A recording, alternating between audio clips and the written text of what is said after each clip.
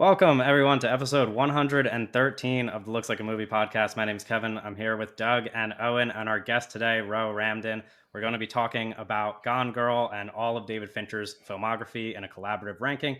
But first, as always, we're going to talk about what we watched this past week. Ro, you can go first, and welcome to the podcast, of course. Thank you so much for having me. I got the Letterboxd diary pulled up, so I'm just gonna read the movies in order. Started off last Sunday with Robert Altman's last movie, A Prairie Home Companion. Went to Zhang Yimou's Hero, Park Chan-wook's Old Boy, Walk Hard, The Dewey Cox Story, The Player, Mysterious Skin, Armando Iannucci's The Death of Stalin, William Friedkin's The Exorcist, Godfrey Reggio's Koyaanisqatsi. This wasn't all in one day. We're past just Sunday. Yeah. Joel Cohen's Fargo, Shinya Tsukamoto's Tetsuo the Iron Man, and then we got Panic Room, Girl with the Dragon Tattoo, The Game, and Mank, which not the best half of his filmography that you want to watch in one day. Then Princess Mononoke, F for Fake, and Panos Cosmatos, Beyond the Black Rainbow. And then I started watching Alien 3 this morning, and I still have 30 minutes left. Okay. I got that. Okay. That'll get brought up later. That's a productive week, though. I feel No, bad. that's an insane week. Yeah, I'm I have gonna a go lot of next free year because time. I have a lot to talk about. I started the week with Final Destination 2 because I'm gonna keep watching the Final Destination movies. This is the one I've watched the least number of times, and I think I talked to a friend of the pod, Max, about it, and it's his favorite Final Destination movie. And Second one? yeah, the second one. And I definitely see why, because the kills in this one are like ridiculous. It's definitely like plot wise way weaker than the first one, but the kills are awesome. I saw Princess Mononoke for the first time in theaters, which was really cool. I'm kind of annoyed though, because I know they did like the IMAX release or whatever, and I wanted to go to that. And whenever they do things like this, I hope I don't miss it for Pride and Prejudice next week, because I'm gonna forget. But like whenever they do these things, they always release it for like 2 days. And so they released it in IMAX, and I just completely forgot. And then I saw a bunch of people log it, and now it's only playing in like normal formats. And I was like, okay, I'll still go see it because I've never seen it. But I'm a bit annoyed that I didn't get to see it in IMAX. I really like that one though. What as have well. better aesthetics? The ChatGPT like Ghibliisms or the movie Princess Mononoke? What looks better? You know, they added camera movement to Andrei Tarkovsky's Stalker. It's like it Yeah, really yeah. it brings the movie to life. Kind of a dead movie, honestly. Yeah, that's what they're saying. Old and Yeah. boring. Day. People. I think I'll call it day. Yeah. I started AI that out of watching there. some Black Mirror, which I don't need to talk about. We could talk about that on the TV pod. And then Keep that to your separate podcast that I'm not on. Yeah, about Let's our not separate talk about. TV podcast, where I also have to talk about The Pit, which the finale was this past week. But Wait, no, hold on. Pump the brakes. Black Mirror, is it good? What's the deal? Okay, so I'm only 2 episodes into the new season, but what I will say is that for the people who thought that they could never be back, they're kind of a little bit back. Like the first 2 episodes are way closer to the first 4 seasons than they are to the last couple seasons that were terrible. Like someone like you, Doug, probably would still hate them. But but if you like like early Black Mirror, then so far the new season is good in my opinion. That's what I'll say. And then I saw Warfare in theaters, which we were talking about before we started recording. It's okay. It's like, I don't know. I don't want to talk about it more than I already have on Twitter and Letterboxd with people who are annoying. So I'm just gonna leave it at that. But I'm glad people are liking the newest military movie about the Iraq War. Then I watched some Fincher stuff that we'll talk about in a bit, so I'll save that. Doug, you want to go next? Oh, sure. I watched 3 movies this week. I watched The Game, and then I watched Warfare last night, and then this morning I watched Mank. That's Make morning, baby. Let's go. Yeah, a little bit of a It's 10 Mank a.m. in morning. Seattle, by the way. So Alien 3 wow. started at 7 a.m. for me. That's silly.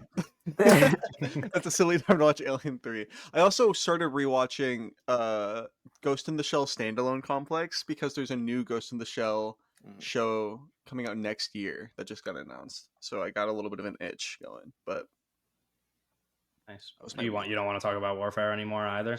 Oh, Warfare. Yeah, no, it's okay. Warfare's okay. I don't know. We're kind of like not. I don't think we're Alex Garland haters. I think we're kind of like Alex Garland. Owen's an Alex Garland hater. yeah. I think me and Kevin are kind of like Alex Garland agnostics a little bit now. I'm like I have varying opinions on it. I was When's the talking last about time he him. made a good movie? Men. Annihilation. No, Man, not nah, Man. Jesus man, it can't Christ. be Doug Man. It loves can't be Doug Man. loves that movie. It Doug can't loves be to Man. defend It that cannot movie. be Man. What about Um, Annihilation? Yeah, Annihilation. Annihilation I like. Yeah, I And like then, him. I Ex just think Machina is, like I think, pretty obviously good. yeah, I think Warfare and Civil War is like a bad sign, but also he wants to like stop directing or whatever, so that's fine. If he goes back to just like writing full time, that'd be cool, I guess. It's kind of confusing to me also that he is the mid-budget director that's getting to put out just like a bunch of stuff right now. I don't know, not that he's terrible or anything, but I'm like, that's curious. Yeah. He has a base. He does have a He base. does. Yeah, he has shooters. Oh He yeah, has, I've like, seen the Civil War ridiculous reviews. I saw a tweet. People are I putting don't that know. I number think one this on the is 2024 list. What's happening? I think this is somebody that we might know or who listens to the podcast, but I saw some tweet of someone being like Alex Oh, Alex Garland's Garland's like the GOAT. recent run has to have him in like Oh, the yeah, GOAT no, I saw that. conversation. And I was like, I what did are we see that. talking Shout about? out Dash, man. Yeah, I believe that person is 15 years old. Okay, sure, but that's Average still, age that's still of the funny. Alex Garland fan base. Yeah, We I would think be if we weren't doing the Fincher episode, we would be talking about Warfare this week, which is why I wanted to bring it up. But Yeah, it was I'm it glad was that we the don't option have was to- we either do a Minecraft episode or a Warfare episode, and I said Minecraft was a go, man. yeah. no, Warfare's okay. I thought Warfare was going to be a lot worse, but Same. it's too simple to be terrible because Yes. the entire movie is just like these guys, these Navy SEAL dudes, they're getting shot at and like fucked up, and then they leave, and then the movie ends. And it's Yeah. like dedicated to our brothers, and it's like, all right. Yeah, the ending Does it is say really that? like fucking. Yeah, it says Yeah, no, the ending fucking annoyed me. I'm not gonna lie. Nice. Well, I then, did not okay. to. Yeah, I mean, I'm sure other people care about that stuff, but I was like, Jesus Christ, this is that was. Oh yeah, and then there's like a sizzle reel of like one of the surviving guys, and then Ray Mendoza is like teaching like all of the actors how to be in Call of Duty or whatever, and it's like Yeah. Is and I this was like, Well, I okay. mean, not At the end of the movie, there's that sizzle reel. oh, Of, brother. What? Yeah. Damn, Yeah. that sucks. It's based on Ray Mendoza. Like the mission in the movie is a mission that Ray Mendoza, the co-director, was actually on. So like one of the DeFaro Wunatai in the movie is playing Ray Mendoza, and then it's like, yeah, I don't know, but I think like some of the people involved didn't want their faces used in the movie because a lot of them are blurred. Yeah, it's like every that's Because of the single war every, crimes they every committed. single character in the movie. At the end, they put up a picture of them next to the actor that they're supposed to be, and like almost all of their faces are blurred. Yeah, at like the the end of the actual movie. Yeah, seals Yeah, are all that tracks. blurred. yeah. Because of all the good things they did. Yeah. Average of American course, hero. yes. Anyway, that's our Warfare discussion. Owen, Yep. you want to talk about what you watched this Yeah, past week? I did a lot of movie watching for the Season Spark.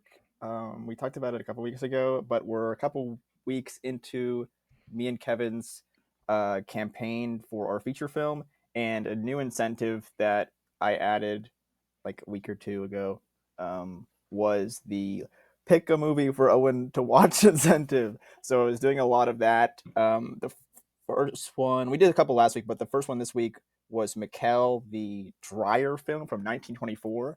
And I will say that I am appreciative of the fact that people are recommending me real movies, because Yeah. it would really suck. I mean, I'll do whatever to get the film funded, but it would really suck if it was all like kind of unwatchable stuff. Yeah. You gotta So watch Cat in the Hat 10 times in a a row. 1924 silent film that I haven't seen by like a real director, that's great. So that was cool. I like that one. It's about painting as well, which is why they recommended it to me, because that has to do with the film that we're making. And I really loved it. I like it. There's some really great imagery. Dreyer, of course, knows what he's doing there. Then I watched Mank, and we'll get into that later. I watched God's Comedy. This is a Portuguese film from 1995 by Monteiro. And I liked it. I wanted to get into more Portuguese films because I haven't seen like any, and just like that being something. Is it that Portuguese like from Portugal? Like, or is Yeah, okay. I'm pretty sure. I mean, he's a very famous. I don't know if it's maybe not, but I know he's a very famous Portuguese director. Okay. That I Portuguese know film, yeah. some of our friends do like his work, and I wanted to get into him. I'm not sure. That was an interesting one because it is a long movie. I did like it, but I wasn't like kind of. It didn't like change my life in a way that maybe sometimes it's like when people are like hyping movies up, I'm like, Yeah. I want this movie to like rock my socks, and I'm like, oh, this was good. Yeah. But I want to check out some of his other work just to test the waters there. He also acts in it, and it's interesting because there's some reviews that like are kind of shitting on the movie because it is like about like this like pedophile old guy, and he's like the and he's like You were just Reaction figuring to a out how Woody to say Allen Web that. Peters creation. well, he like is in the movie. He's the guy, and it's about this guy who like runs this ice cream shop, and he isn't the. He's a pedophile and runs an ice cream. Wait, this Yeah. movie sounds kind of awesome. Actually, It's good. It is It's, good, but very there's like cerebral. It's there are some like bad faith Letterboxd reviews about the movie. I did like Yeah. it though. Mhm. But I want to watch some of his other movies that aren't exactly about that. But that wasn't really why it was. I don't know. Yeah, you're digging yourself into a hole now. Then I also watched Mysterious Skin for the first time, which was also a part. The God's Comedy wasn't a part of the Season Spark, but Mysterious Skin was a movie that was recommended to me to watch, and What'd you think? It was my first watch too. I really liked it. I haven't seen any of Greg Araki's films, Mhm. and it's interesting watching it now.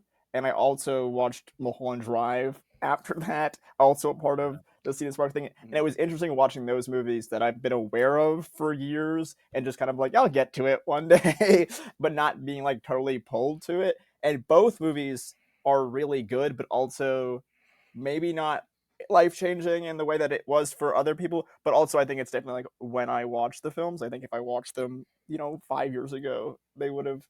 And not to say that they're better or worse, I just think my experience would be very different with them. of course. But Yeah. Mysterious Skin, really good. I definitely will be watching more of Greg Araki's films, I think. Is it good enough for you to watch Monster, the Jeffrey Dahmer story? No. I'll get to some of the movies first, and then I'll say that I'll watch that, but I probably won't check it out. Joseph Gordon-Levitt, incredible. Also, our boy Brady Corbet. Brady Yeah. Corbet. Interesting. A part of the whole like I'm watching a movie for that people recommend me as like me doing like TikTok reviews about it, and I kind of talked about like how it's interesting having the reverse experience that a lot of people probably had of like knowing the guy from acting, and it's like, oh, he's directed movies now. Whereas like I know him from all of like these weird interviews from the Brutalist. Talking about BS You Night. also Now know he's him like- from like he looks like a fat chipmunk now, right? So it's like it's a totally different Sure. relationship. Sure, yeah. No, but I know him in one way. And then it's like he's this little baby in Mysterious Skin. Yeah, and he's really good in the movie. Yeah, he's very Yeah. he's very cute. Now he's sort of got this like mysterious effect, like almost like Orson Wellesian quality. no, to Yes, him in interviews. yes. He's like cosplaying Orson Yeah, He's Welles. cosplaying Orson Welles, and it's cool. I like it. Like, yeah. I really Yeah. I appreciate that he We need some of that. loves movies. Yeah. so much. It's Yes. a part of the ecosystem. Yeah, I like this movie. I mentioned Mickey 17 in my Letterboxd, not my Letterboxd, TikTok review, just on the fact of the concept of you having two different people. I mean, Mickey 17 is a little different because they're clones, but like two people remembering or how they're dealing with like the same memories or same events. And then I watched Mulholland Drive, and it's like, oh, this is also like similar about like memory. There's like a connection. All these things kind of felt connected in some way. But yeah, Mulholland Drive. I've seen a bunch of David Lynch films, of course, but somehow avoided the most popular one. And I liked it. It was good. I don't really know. David Lynch has always been like someone where it's like, oh, I think this is really great, but it's maybe not my favorite thing. But this one was really good as well. I've seen 7 of his features now, so I've pretty much seen most of them. yeah, almost basically all of them. Yeah. Yeah, I haven't seen Elephant Velvet? Man and Blue Velvet, and then Or maybe Straight Story. I've seen Straight Story. There might be Okay. one other, But I mean, also I haven't seen the Twitch shows, of course. Yeah. But yeah, I don't know. There's not much more to say about Mulholland Drive. It's good. Everyone's seen that movie already, so I will just continue to say that it is good. And then I finished up my Fincher with the girl with the dragon tattoo yesterday. Yeah. Aw. I mean, what's your change in angles here? There you go. Oh, Sorry. Whoa. whoa. My bad. No, you can. They switched to feet cam. Oh my gosh. Okay. Okay, let's move What- on. Getting covered.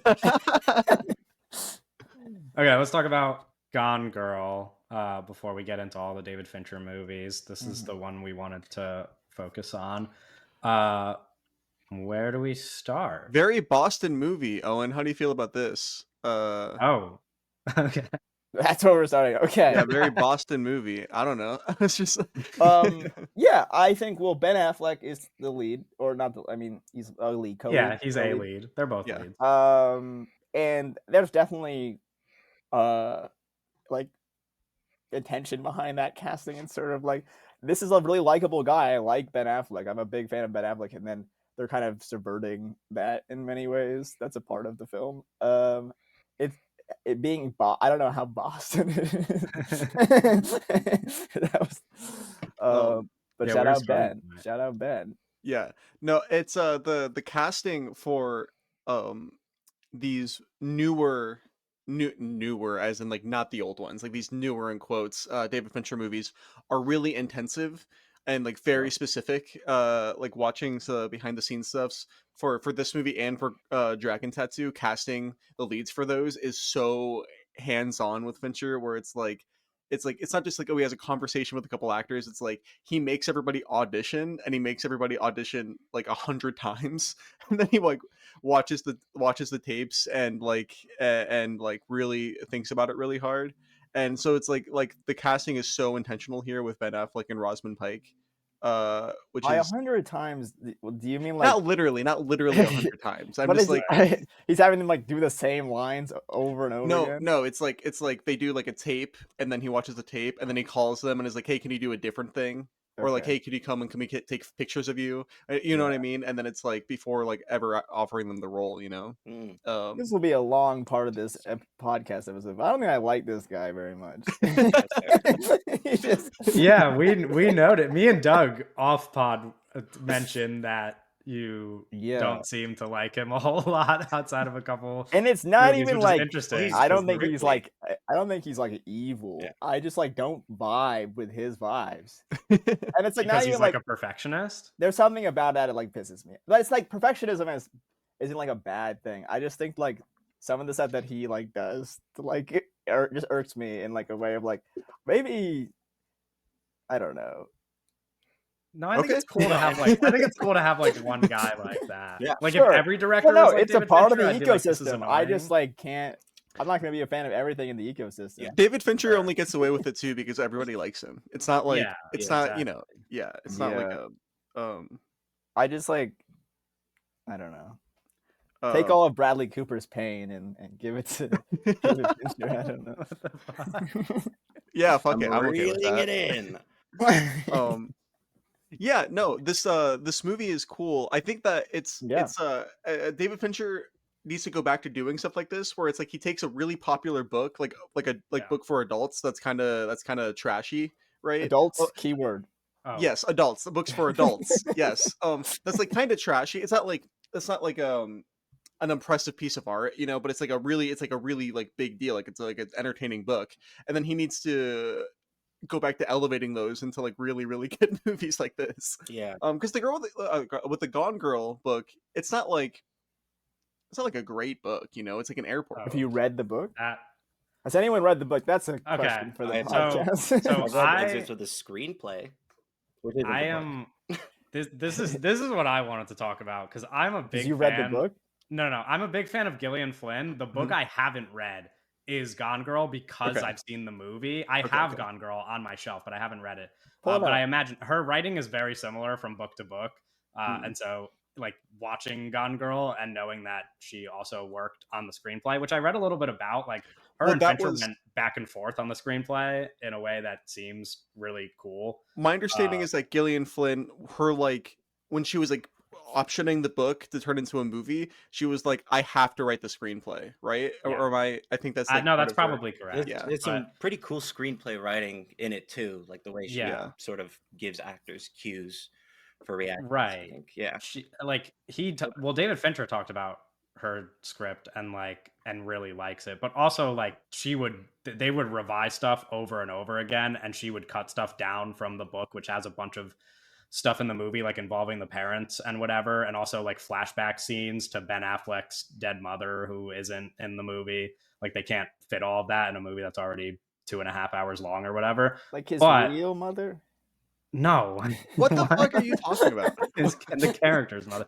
Well, But it's not in the movie. but I will don't say, know. I wouldn't call Gillian Flynn like trashy writing. I think she's a really talented writer. I think Yeah, like trashy's not the right. I'm not talking about like Colleen Hoover, you know.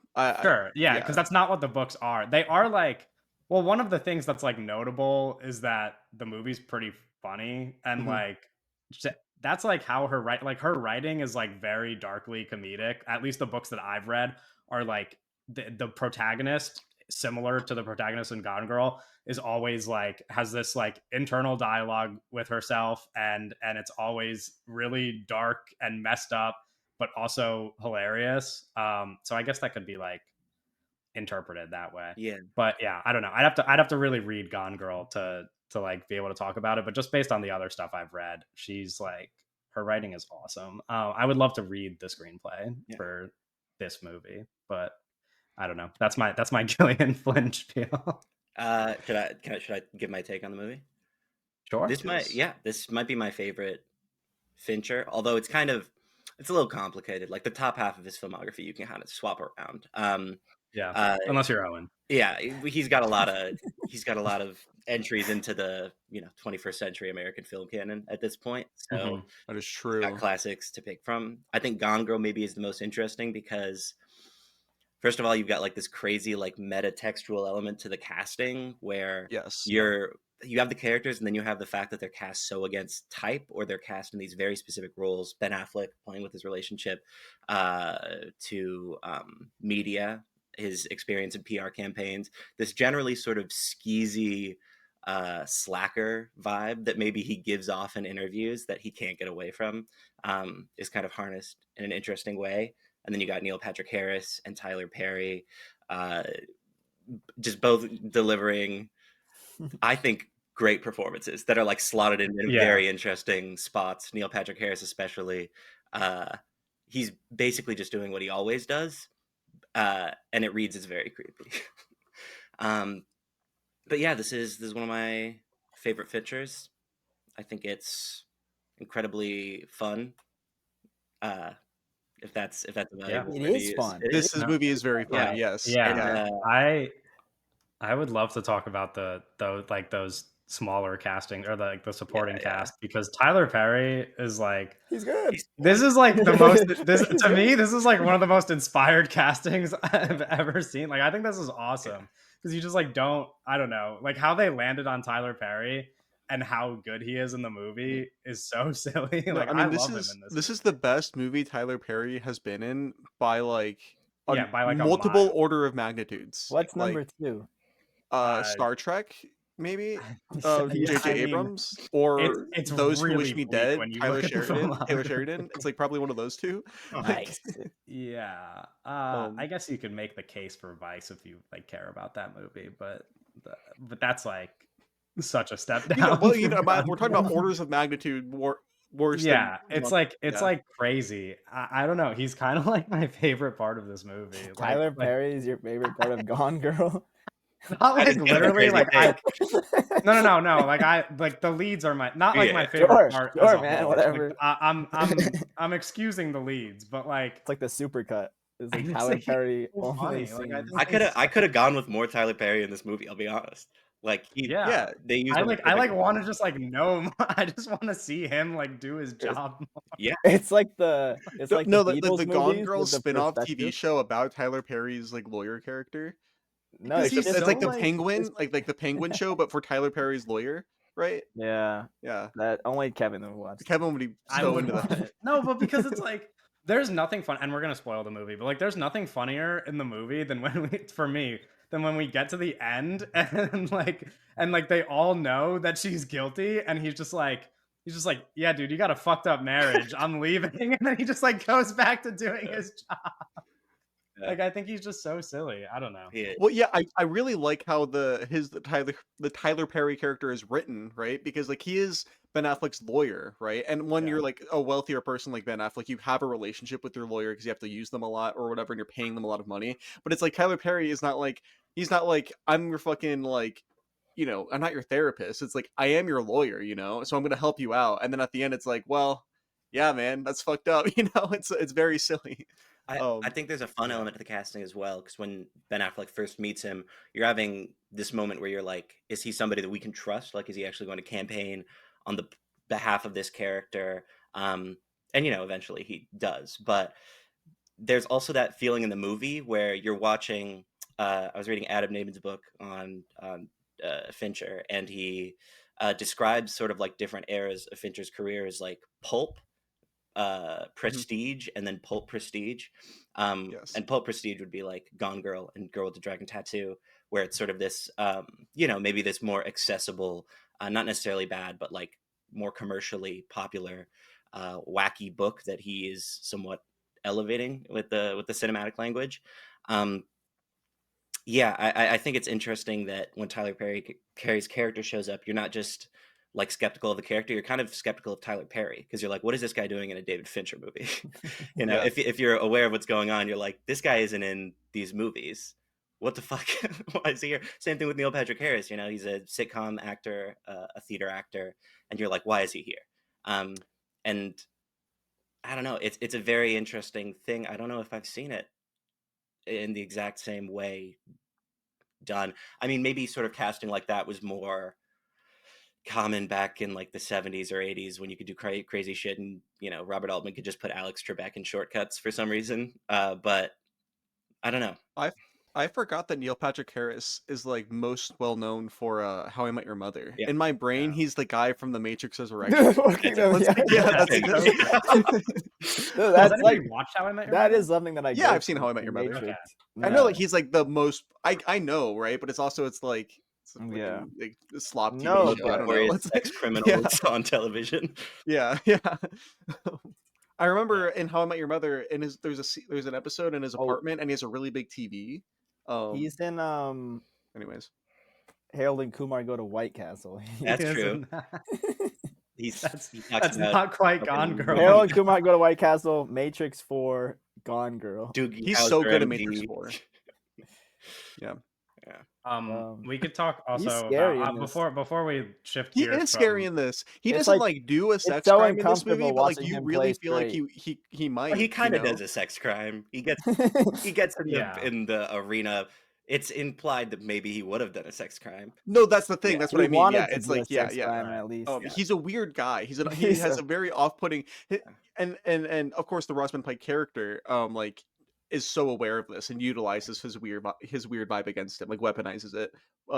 But yeah, he's uncomfortable. I don't fuck with him. I would not hang out with this guy.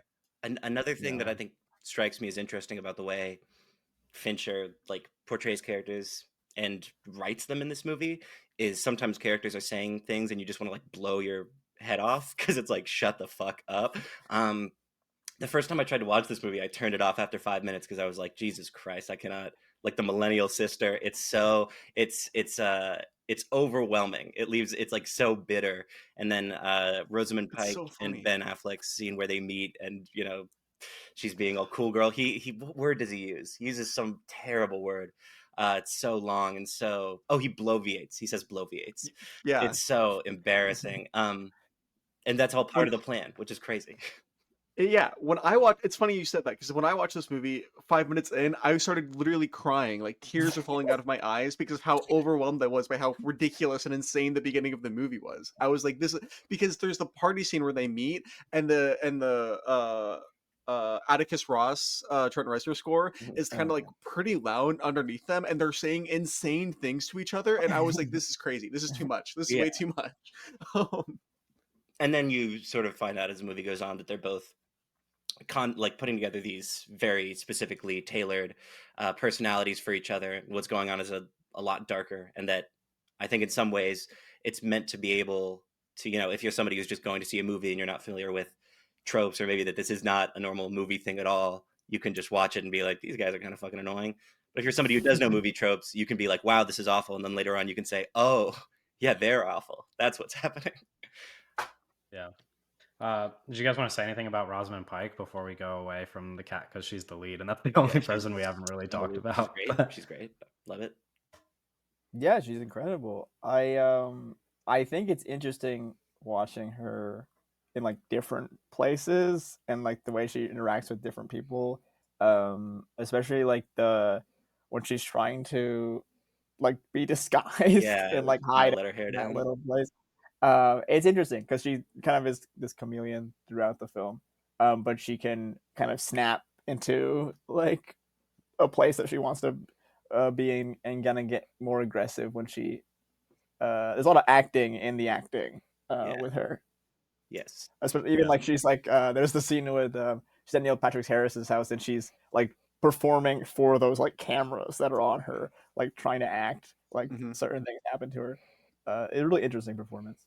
I think that Rosamund Pike is really well adjusted. I think Amy Dunn, rather, not Rosamund Pike. I think Amy Dunn is like really well adjusted. I think that we could have had a really normal relationship if I was the Ben Affleck character. I guess what I'm saying is Rosamund Pike. Yeah. Please email us.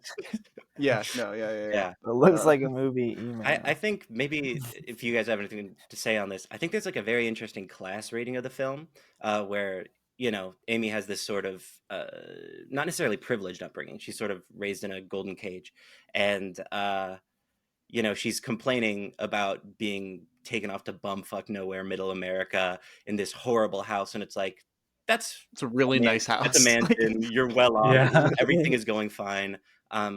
She seeks to separate herself from any like person that she is, and of course that's like related, I guess, in terms of the text of the script to her parents' commodification of her identity, and then using it all sort of against her to trap her.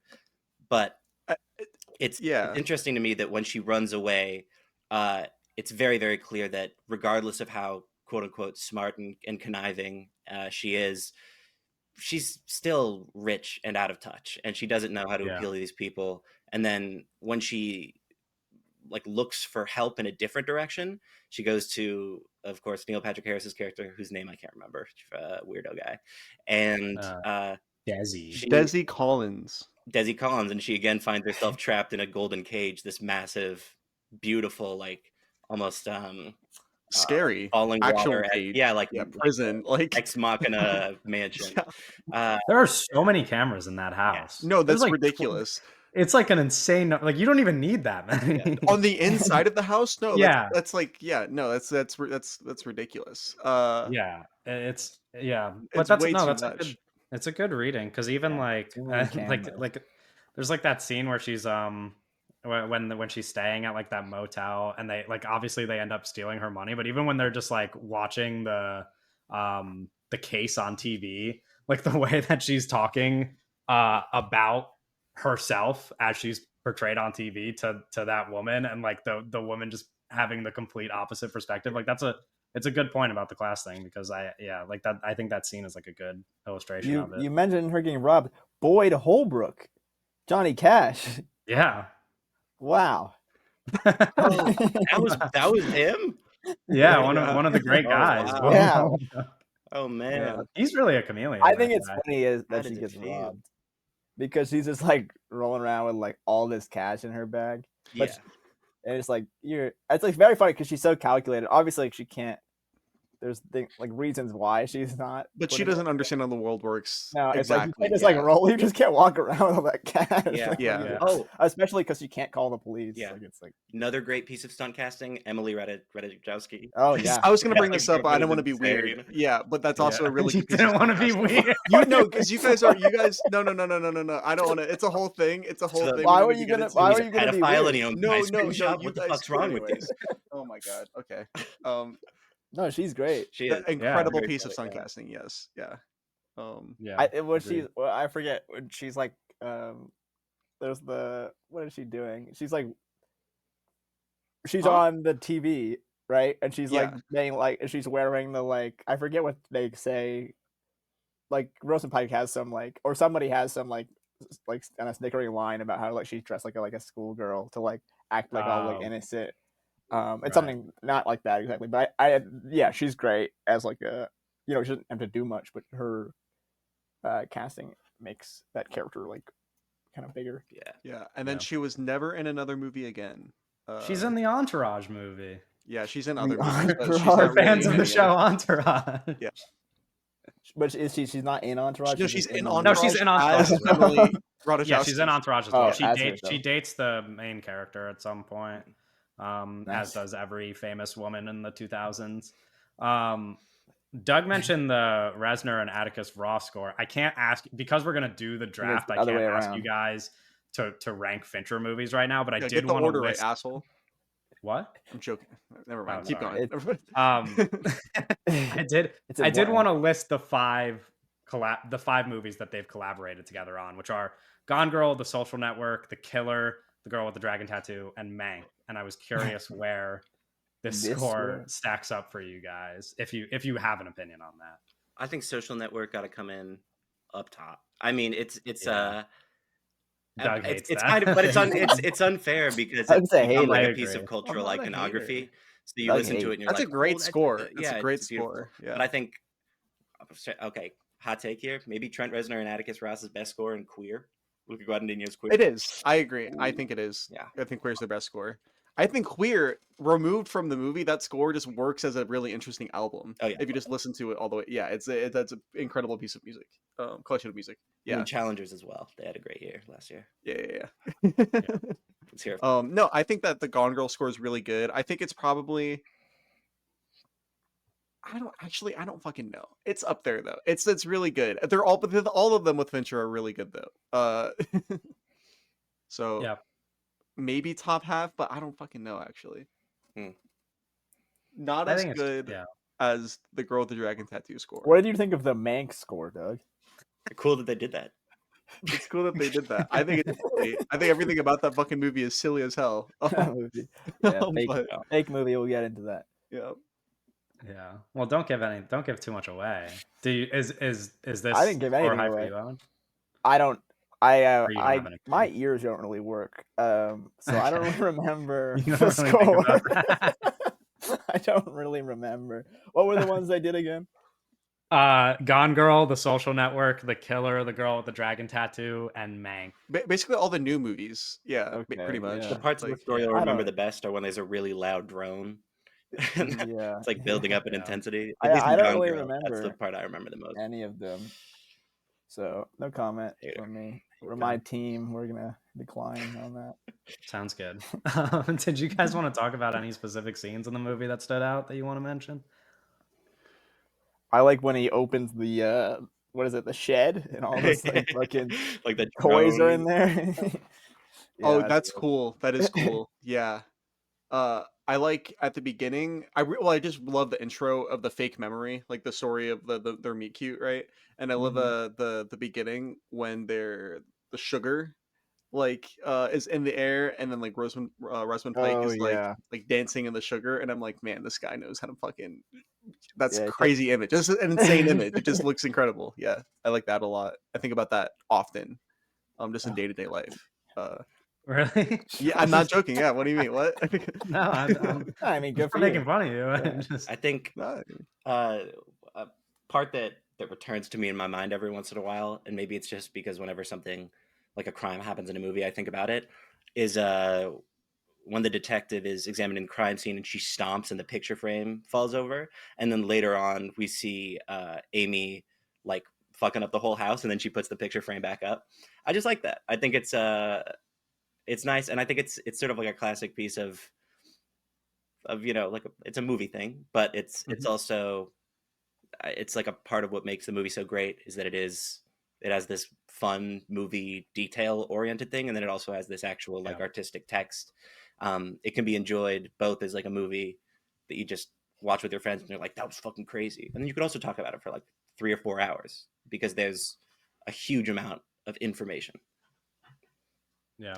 And I think that like all of the narrative layers in Gone Girl and how kind of I don't think deep is the correct word, but how detailed and specific it is, right? Is why this kind of stands out, and not only like Fincher's Fincher's filmography, but also just like and popular movies in the 2010s in general. You know, kind of like a lot of people talk about this because of how you know, like David Fincher as a filmmaker and like mise en scene and stuff, but also like the screenplay being so specific and entertaining.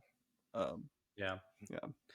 The scene I wanted to mention was the one where like right after the police bring him in, they ask him about his wife's blood type, and then he's like, "Am I supposed to know my wife's blood type?" And then the officers are like talking afterwards, and he's like, "No, no, you're not supposed to know that." It's great. I thought that was a funny detail. Like that's another Yeah. one of those things where it's like the little like movie details that make it entertaining. Yeah. Well, I like immediately. There's like I don't remember the cut, but once it's like revealed that she's alive, and like she's like in the car, and then she starts kind of narrating like every little like thing, and she like the way she talks about like the neighbor that she like fucking hates, but she befriends this neighbor, Oh and yeah, I had like the all like the little details that she kind of like it's pregnant very like idiot. American Psycho Yeah. almost, or like the way that Yeah. she's kind of describing That's a great image Mr. of Keys. also of her in the car, like the shot of her Yeah, driving. it's Really, super. I don't know. To me, I was like, I feel like this is very Hitchcock. Yeah, You yeah. have this Hitchcock, yes, this blonde Hitchcock, Vertigians. and it feels like Psycho when she's like trying to like leave for like a new life with all that money. It's very very Psycho. Yeah, I big fan of that area, especially because it's like kind of like a whoa moment, Yeah. all the stuff Yeah. dropped on you like that. whoa, Yeah, Um, twists.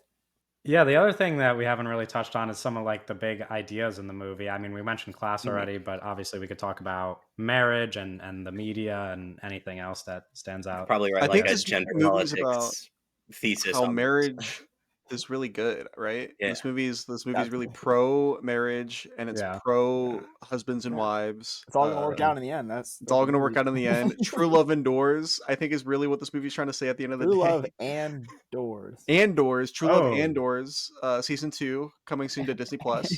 Door. Well, I feel like the movie is kind of about. I'm going to say something real pretentious here. Y'all ready? The illusory realm of the middle class, in a sense. Yeah. He starts off the movie in this spot he believes he's in that he's not really in. There's no like true reality to any sense of truth or relation that him and Amy have ever had. And I think the class stuff I said earlier, but I think there's just so much to discuss with the media training, how this feels like a movie that's going to grow and cement itself further in culture as true crime has just become like the insane empire that it is now. Yeah. And the way that we see victims of crimes that are exploited for content talked about on social media, I just think it's kind of like an evergreen movie in that sense. It's one that like might be more relevant 10 years from now than it was at the time. Right. Yeah. I don't know. It's a lot. It's a big movie. I'm trying to think around. I'm trying to think. No, that was the Yeah. idea that I left the movie with the most, because after not having seen it in a few years, watching it now, I was like, oh, all the media stuff is like going to make this movie age so well. Mhm. Like, I mean, I even noticed it now after like however many years, Yeah. but yeah, I feel like that's the thing that I'm going to think about the most. Yeah, Anytime I revisit the movie. as a post-social network piece, it makes a lot of sense. Yeah. No, I love the scene where the girl like wants to take a selfie with Ben Affleck, and like the kind of the way that whole thing Yeah. spirals, and him just like at those events with like his fucking fucked up smile, and they're like this fucking asshole. this murderer, and he just like he can't smile right. Yeah. It's I great. relate to that, not being able to smile right. It's Yeah. true. It's weird. What the fuck are you supposed to do? Yeah, you know. And they call you a murderer on Twitter because of it. Yeah, sometimes, we've all been there. It's a little weird. Yeah. Yeah, I've been there. not on Elon's Twitter, man. Yeah. No, it's funny because Gillian Flynn's book Dark Places, which came out before Gone Girl is that's like also a big theme in that book, which is like the main character is this woman whose entire family was murdered by her brother, and so like her whole family's dead, her brother is in jail, and it's like this huge big true crime story. And then years into the future, there are just a bunch of people who are like specifically obsessed with her and this true crime story, and she like meets all of these people and has to talk to them, and they're like giving her theories about what happened to her. They're like, no, actually your brother is innocent, and they're like telling her about how her brother is. It's like, it's fascinating. I mean, that's my favorite book that I've read of hers, but like it's similar idea with how with like the relationship to true crime, and like how these people who are the victims are just like she just literally has to talk to a bunch of crazy fanatics about her own life like face to face, which is a really crazy concept. Like I think all the true crime stuff that Gillian Flynn does is cool. I think she was like ahead of the curve on that.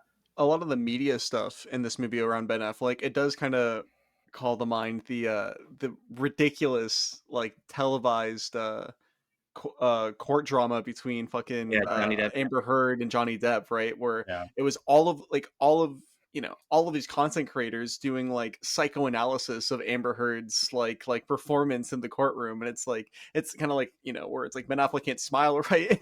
So he has to be guilty because he doesn't seem guilty enough or whatever, and it's like he's not sad enough. Yeah, it's not sad enough, and it's whatever they want him to be in that moment, he's not that. Just imbuing so much ridiculous meaning onto these people's real lives, Yeah. It's like, dude. And the classic Fincher way, it's also that's in relationship to how people view his movies, which often like arrive at these complicated kind of almost unsatisfying truths, and people walk out and they say it didn't go this way that I wanted it to go, and this motherfucker loves complaining. So I don't no, I think it's I don't know, I just think it's interesting how often his like relationship with the media and the apparatus of media comes into his movies. Mm-hmm. Yeah.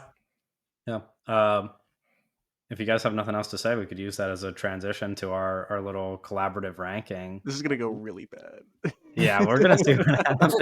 I can already tell that gonna be this is gonna go so really normal. bad. This is gonna be the most normal Fincher list. No, I mean, I'm not gonna have. I don't know. We'll see. I think. I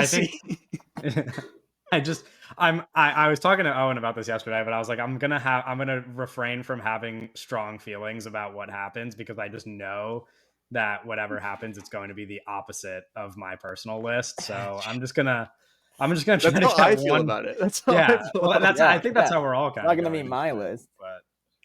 But my three favorite movies are about to be the three movies on the bottom of this fucking list. Oh. Big Mankhead over here. Okay. Well, okay. we'll just get into it. So I'm gonna explain this as best as I can, so that you guys can understand how we're doing this. So there are 12 narrative feature films that David Fincher made. There's 4 of us, so we're each selecting 3 of them. Friend of the pod, Ethan, at the Movie Draft podcast, I reached out to him. He gave me the order for how this works, because they do these kinds of drafts all the time over there. So there's 4 drafting positions. I'm gonna spin the wheel, and based on whoever goes first, you could decide which position you want. But the way it works is that drafter A is going to get picks 8, 4, and 1, and they're going to get 2 vetoes. Drafter B is going to get picks 9, 6, and 3, and they're going to get 1 veto. Drafter C, I'm gonna put this in the chat so that you guys can have it memorized. Just gotta write this down real quick.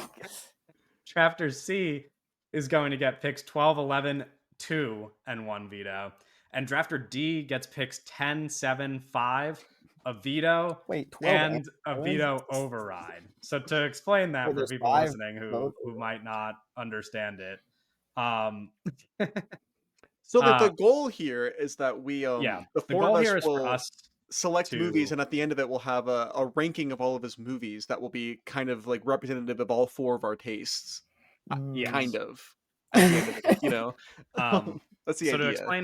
To explain how these things work for listeners, it's pretty simple, but pretty much The vetoes are super simple. It's just that you force somebody to make another choice. So, for example, if we start and I have the 12th pick and I select Fight Club at number 12 and someone doesn't like that pick, you fine. use your veto and then I am forced to Yeah, select put a Fight Club movie at 12. that is not Yeah. Fight Club. And There's no people riding or dying for that movie in this world. Too many Fight Club. The second veto goes to drafter A. Drafter A gets 2 of them because they have the number 1 pick in the draft, but that is essentially predetermined because by the time we make it to number 1, there's only going to be 1 movie left over. So that's why they get a second veto. Okay. And then the single veto override is drafter D's. The way that works, also pretty simple. It just cancels out somebody's veto. So if that same scenario were to happen and Doug were to say veto my pick of Fight Club at number 12, someone else can use their veto override to say that actually Fight Club is staying at number 12. However, you can't veto override your own thing getting vetoed. Right. So, Okay. And are we allowed to talk about the Fight Club? Or is it? Oh, we're gonna talk about it, buddy. We're gonna talk about it. So if I, if I Wait, had question. Yeah. So if That's another I book. play Fight Club at 12 and it gets vetoed, and then I play another movie and somebody and else then- vetoes that movie, can yeah, I you go get- Fight Club and The Social Network at number yeah, 12. can they both get vetoed? Yeah, people. Can you well, just keep until vetoing people me run out of until I vetoes. pick And so something? there's a people limited number of vetoes. No, I know. Yeah. I'm just Yeah. saying, can you like multiple veto somebody? Yes, you can, Okay. but if you were going to do that, We play people Fight have Club at 12. People will start playing. we're collaborating, and so Yes. if you were going to be annoying and pick movies that everybody else likes at number 12, No, I'm not then saying. you can I'm saying draw if someone out else is everybody's annoying, vetoes. I But the wouldn't be people who annoyed. own You the play the vetoes, killer at number 12 and I go to your Yeah. house and kill you. at some point, somebody is Okay. going to have to Well, want to save their vetoes hypothetically and not use them Well, all at the number yeah, 12 pick. I'm just testing things. Because everybody but kind of yes, just you wants can- their favorite movie to get high enough. Yeah. At the end of the day. But we also have to collaborate on how the vetoes are used and stuff, and obviously the veto override because you have to use it All right, for spin the somebody wheel, else. man. Not Okay, yourself. spin the wheel. We'll get it. So, yeah. Okay. Anyway. Spin that Okay. wheel. First name on the wheel. Also, I put the picks in the chat for you guys so that you know what everybody Yep. gets. Ro's name first on the wheel. You can pick whichever drafting position you want out of the 4 that I listed. You get your choice.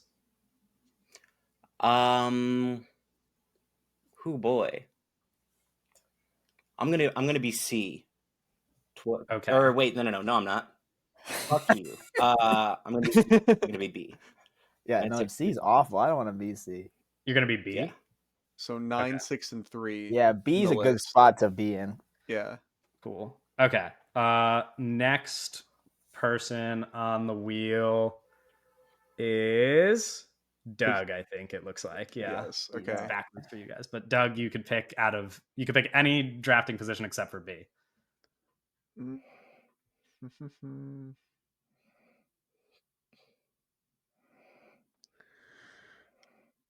Okay, I know what I want. I also know what I want. I think I want to be D. Fuck! Oh, That's what I okay. wanted. Yeah. Well, I think D is a really good spot to be in too. I don't Yeah. want to be C, but Kevin's gonna make me be C.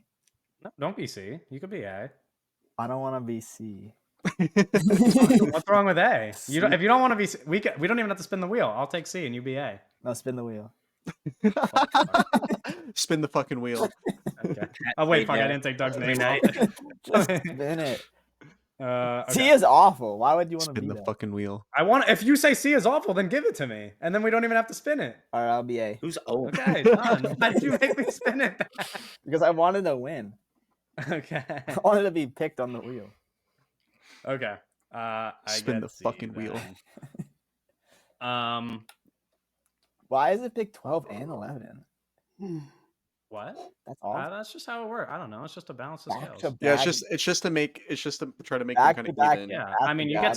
get some power by selecting the bottom of the list because it means that Okay. the movies that you like I guess I don't. automatically I end up guess at for least a me, the little bit bottom and two higher. are really you could have obvious, but you maybe could have been you very have a powerful different. if you wanted to select at the bottom of the list. You could have Yeah, with a lot exactly. of No, you power. could have Because annoyed the I shit would out have of us just by I would have just picked the worst movies. Yeah, yeah, and then exactly. you would have gotten veto. Yeah, and then you would have No, wasted I would. everybody's veto. But instead, now I have No, the what? power of wasting your veto. You're not gonna veto mine. Okay.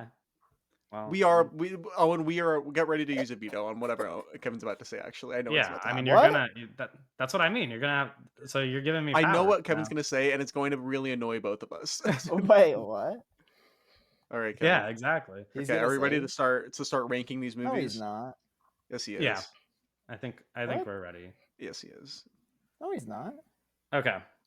What are you talking about? At I know number what his 12. list looks Yo, how about you fucking let me make the pick, all right? And then you fucking What do you talk mean? about it. What do Okay. you mean? Is he? All right. I'll be nice and put the movie at number 12 that I think we all want there, which is kind of a waste of a pick. But I'll put Mank at number 12.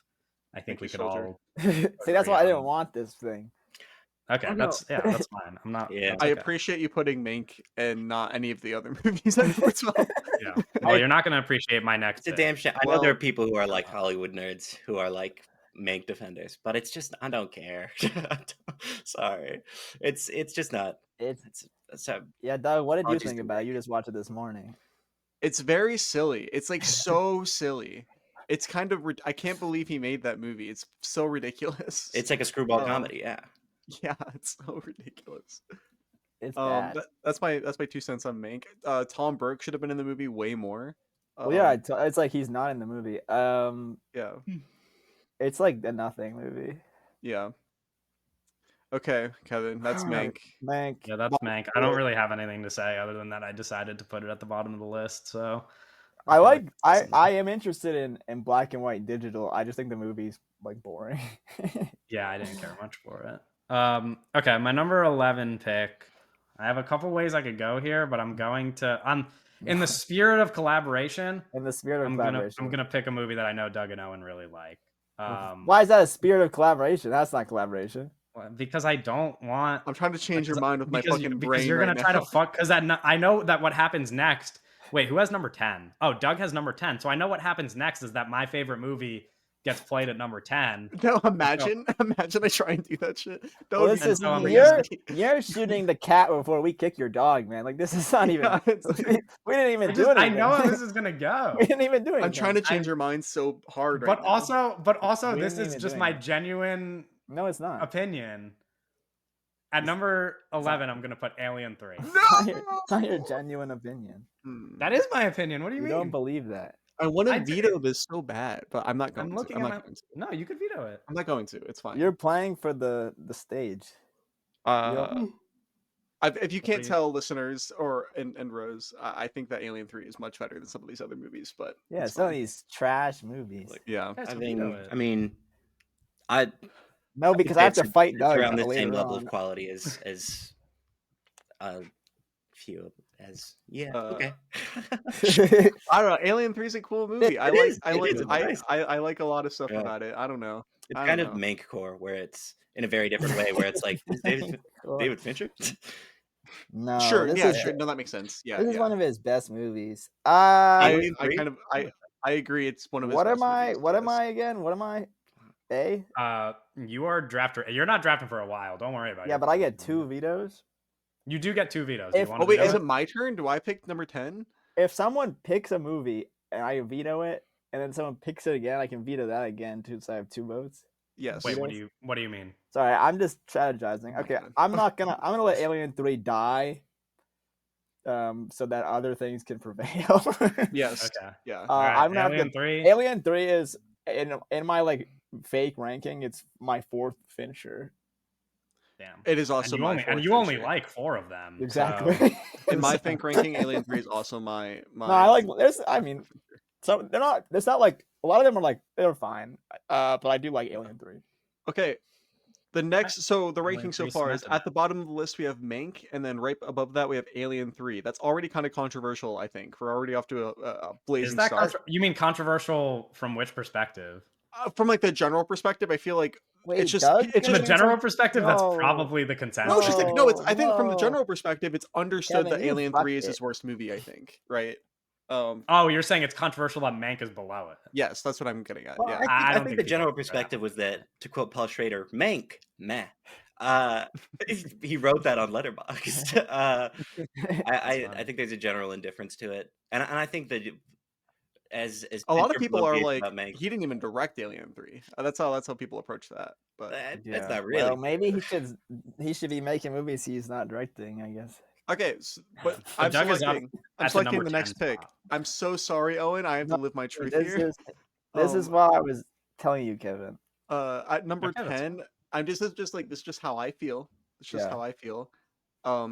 Panic Room. Yeah, this is getting vetoed. That's why I didn't want to veto Alien 3. I didn't know Doug had Panic Room. This as is well. why I was like, this whole thing is fucked up. Because where the hell's the game at? All right, so this is It's getting- coming. Let's go. It's coming. Get in there, Owen. Get in there. So yeah, I'm gonna use my first veto on that. Okay. So Doug has to select a different movie for the number 10 spot, which So could here's be, the thing. but it could be the game. Here's the it's not. thing. It's not Panic Room, right? So now we have to get. It's like it's either. It could be a couple of things, and one of the things it could be is a movie that people think is a masterpiece. So Yeah, let's do it. Hold on. So it could be a couple of different things. I'm picking between like 3 movies here.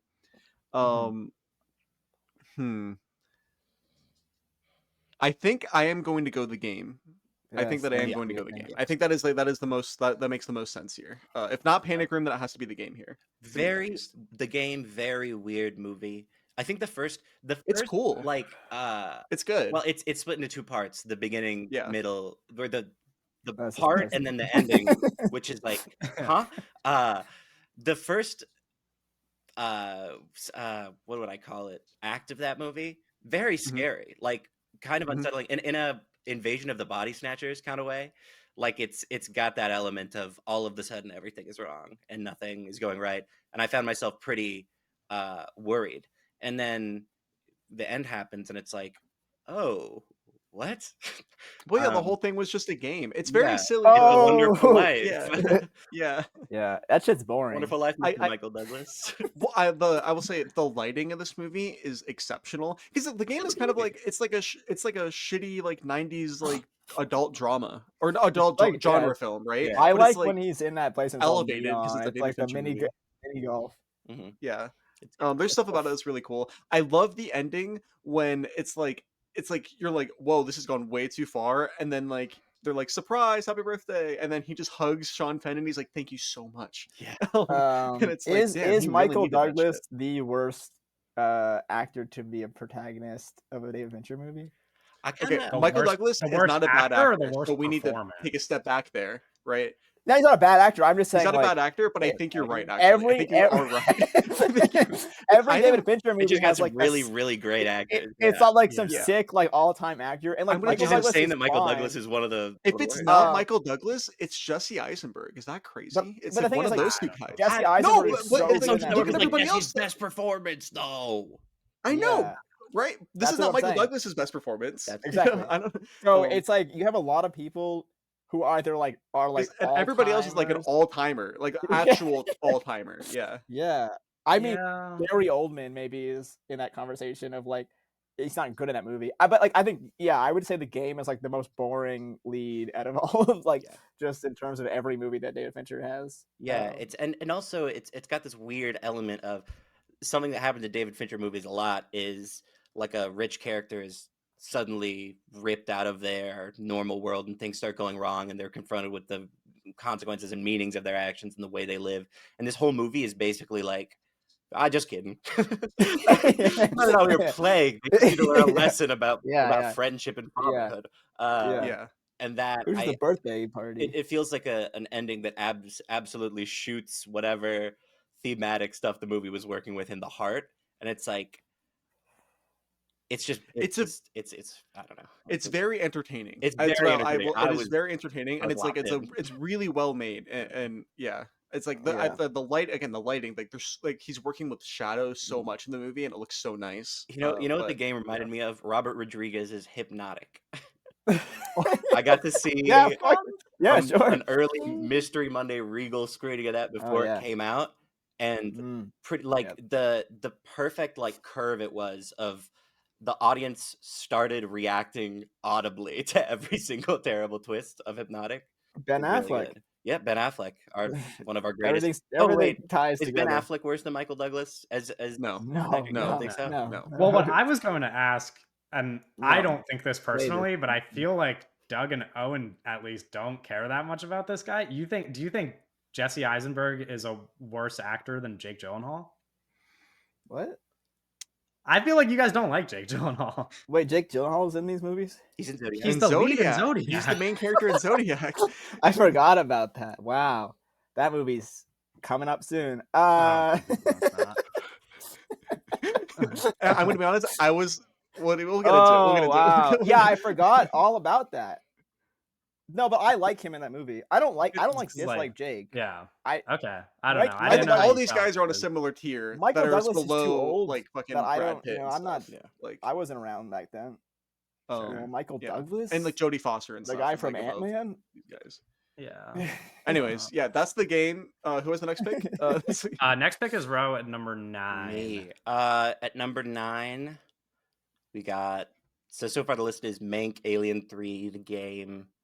I think it's going pretty well so far. I think those are Uh, all pretty good at the bottom. Those are my. Yeah, Oh, no that's real. the- Can I, hard can I picks can I there. tell you guys what I'm between on this pick, and maybe we can have a a dignified collaborative meritocratic discussion? Let's have a discussion. civil Yeah. conversation. Yeah. Have a I'm- normal. It'll be normal here. I'm between. So the only one I haven't seen is Curious Case of Benjamin Button. So I'm not going to put that anywhere. Fuck. I'm not going to say. Fuck. It. Oh, that would be the perfect that pick. would be the perfect spot for this one. Well, but, okay, let's go if into that's what you guys want, I'll do that. But it's between Girl with the Dragon Tattoo and Panic Room. Whoa, whoa, Yeah, let's whoa. Benjamin Button right here.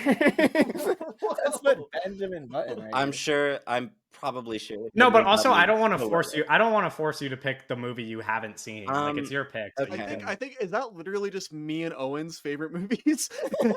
No, but Well, I feel like you could. No, Well, it's okay. I they're- guess they're it would great. bother Owen to put Panic Room here, but I feel like Panic Room would work here. I think there are great elements to both. I think Panic Room has something in common with Seven and Gone Girl, which is not intuitive, which is that it actually has like a relationship that you care about with Jodie Mhm. Foster and her kid. You're like, wow, I don't want these people to die. Same thing with Yeah. Gwyneth Paltrow, Morgan Freeman, Brad Pitt. You're like, I don't want these people to die. Same thing with Ben Affleck and his sister. You're like, I fuck with these. They're normal a little bit. Sure. Which you don't really get in like Mank. Yeah, so I want these guys to die. yeah, it's like- that's what I'm like. This guy did die. I know. I don't know. If Benjamin Button feels right here, I literally I got 5 minutes into Benjamin Button. As soon as they were like, I was having a bad day. They were like, "What do you think happens after death?" I was like, "Jesus Christ, guys, no, I'm not watching baby Brad Pitt." The first time I watched Benjamin Button, I like turned it off 10 minutes in, and it took me multiple years to come back and watch it for the first time now for this episode. Okay. I like Benjamin Button. By the way. I like It's a it. good movie. I need to put it out there. I Benjamin Button's a good do movie. like that movie. Yeah. Game's a good movie too. I Yeah, just like the other movies more, and I will say what might happen is there might be like multiple vetoes on the other things that happen. So I think it's a clean transition if we just Benjamin Button out of here. That's true. It actually just might be safer to do the Benjamin Button and kind of just pass your turn so that you don't have to get in the middle of this fucking argument that's about to happen with these next picks. All right, Yeah, okay, I'll 'cause do that. Well, Yeah. Owen's number 8 pick is going to like be the worst pick in the entire draft. It's Like, gonna there's be- no What chance the that it fuck, All gets- right, yeah, guys, come I would on, say that guys. like I do generally like most of these movies, and the only ones that are Why between isn't my neutrality and Letterboxd list dislike loading? are Mank in The Game, pretty much. So Okay. I'll put Yeah, I Benjamin mean- Button here. I would say that. I like Benjamin Button. I like The Game, and I like Alien 3. And I My think I like The Letterboxd Game, list isn't but I full. also don't. It would be Fuck. better if it was called Squid the Game. The Squid Oh. Game. Oh, not- wait, Oh. wait, he's doing Michael that. He's Douglas. doing that. Michael Douglas returns in Squid Game. Yeah, Wait, that would be the Once fucking Upon a Time crazy. in Hollywood. Actually. It's called Squid That would be Game. fucking crazy. Guys, I don't know what my ranking is. You want me to look it up for you? Letterboxd It's fiend. It's a private list. Okay, It's a at private number list. 8, you've got Panic Room. I don't. I don't. Me not knowing this is gonna be bad. Yeah, I guess you guys can just Um, keep talking about whatever Drek. It's Let me. Oh yeah, let's. Wait, let me. Oh wait, see. Letterboxd also I isn't didn't mean to loading be- for me. Yeah, Letterboxd might just be down. It's just Right. crashed. Oh, live John on the Ford. podcast. Right. Interesting. More of a Sunny Lumet Interesting. girl myself. Oh fuck. Okay, well I have my ranking pulled up already, so I'm just not gonna refresh the page. Fuck, guys. Oh, and you should just play Fight Club here. No, I'm just gonna look up David Fincher's movies. Oh god. It's a tape cassette for the Of course. Oh, Kevin, You could do it. It's okay. I can't do it to you. You can. What do you mean you can? No, it's okay. You Okay, can do it. all right, you can. No. I mean, don't. But Okay, Zodiac is here. I think. no, veto. Okay. I would have let it happen, bro. I have my own. I never realized that the movie I want is gonna get. Actually, so wait. okay. Can I Oh, use you my might veto have let for a it second? happen as well. Let's before I use my veto. Well, let's I don't talk about it remember for a my list. second. It's not loading. I think it's here. because what's gonna happen here is if I veto this at number 8, Doug is gonna play it next at number 7. No, I'm not. So You're gonna let me play it at 8? well, Doug. I feel like Doug's lying to me by saying he's not gonna play it at 7. If Doug says he's not gonna play it at 7, then I'm using my veto here at 8. But I don't know if I trust. How him. about you I give feel us the like you're case? lying. Oh, and give us the case. I think that there are movies. I think Zodiac is probably better than movies that are on here, though. Like, I think this is pretty early Yeah. for Zodiac, but I also don't think Zodiac's the best fucking movie in the world. Letterboxd 5-star got- masterpiece. yeah. I I mean, mean, Sure. Zodiac is in my 5 spot. Or not. Okay, not Letterboxd is better. Okay, so then I'm gonna veto it at number 8. Then I'll use my 1 veto. Okay, let me. But can, So can you I have hear to your opinion on why it Wait, should be wait, lower? but what is he gonna put in? And wait, hold on. You gotta think about what he's gonna replace Zodiac with, though, Kevin. I'm not thinking about that, dude. Why would I be concerned about anything other than putting Zodiac higher on the list? All right. No, so, well, unless it's gonna like fuck you over, Doug. No, then I will, No, but I I'm will- like, I is he will just gonna fight put the this. Social Network here instead, Kevin? Is what I'm kind of getting at. Oh, Well, I know, but no, the this Social guy Network is not gonna. stinks. The Social Network's not Guys. gonna make it to the top of the list anyway. I know you Guys. guys aren't gonna let that happen. It probably so- will.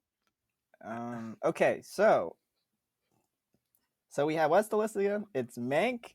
So it's Yes. Mank at 12, Alien 3 at 11, The Game at 10, and The And Curious Benjamin. Case of Benjamin Button at 9. Okay, and then we got The Killer. Whoa! What? Whoa! At- Whoa! what is this? Whoa! So that's Um, my next pick. Wait, so- wait. No, go back to Zodiac. Oh, you got vetoed. Wait. I got wait. vetoed. Yeah, so I've used my veto, and I think Mm. Doug, you also used.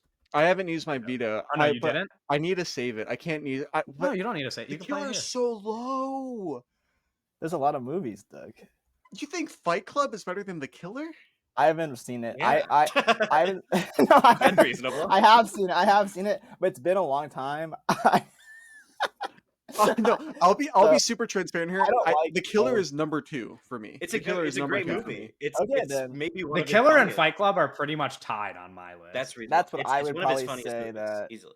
I don't really love it, but I've only seen it once, I guess. No, The Killer is Yeah. number 2 for me. I think it's one of those movies that just like Then veto grows and it. grows and grows and grows in my mind. I think it's kind of like one of those like master filmmaker movies. And it's also so funny that it's I think it's- for the Mank of it all.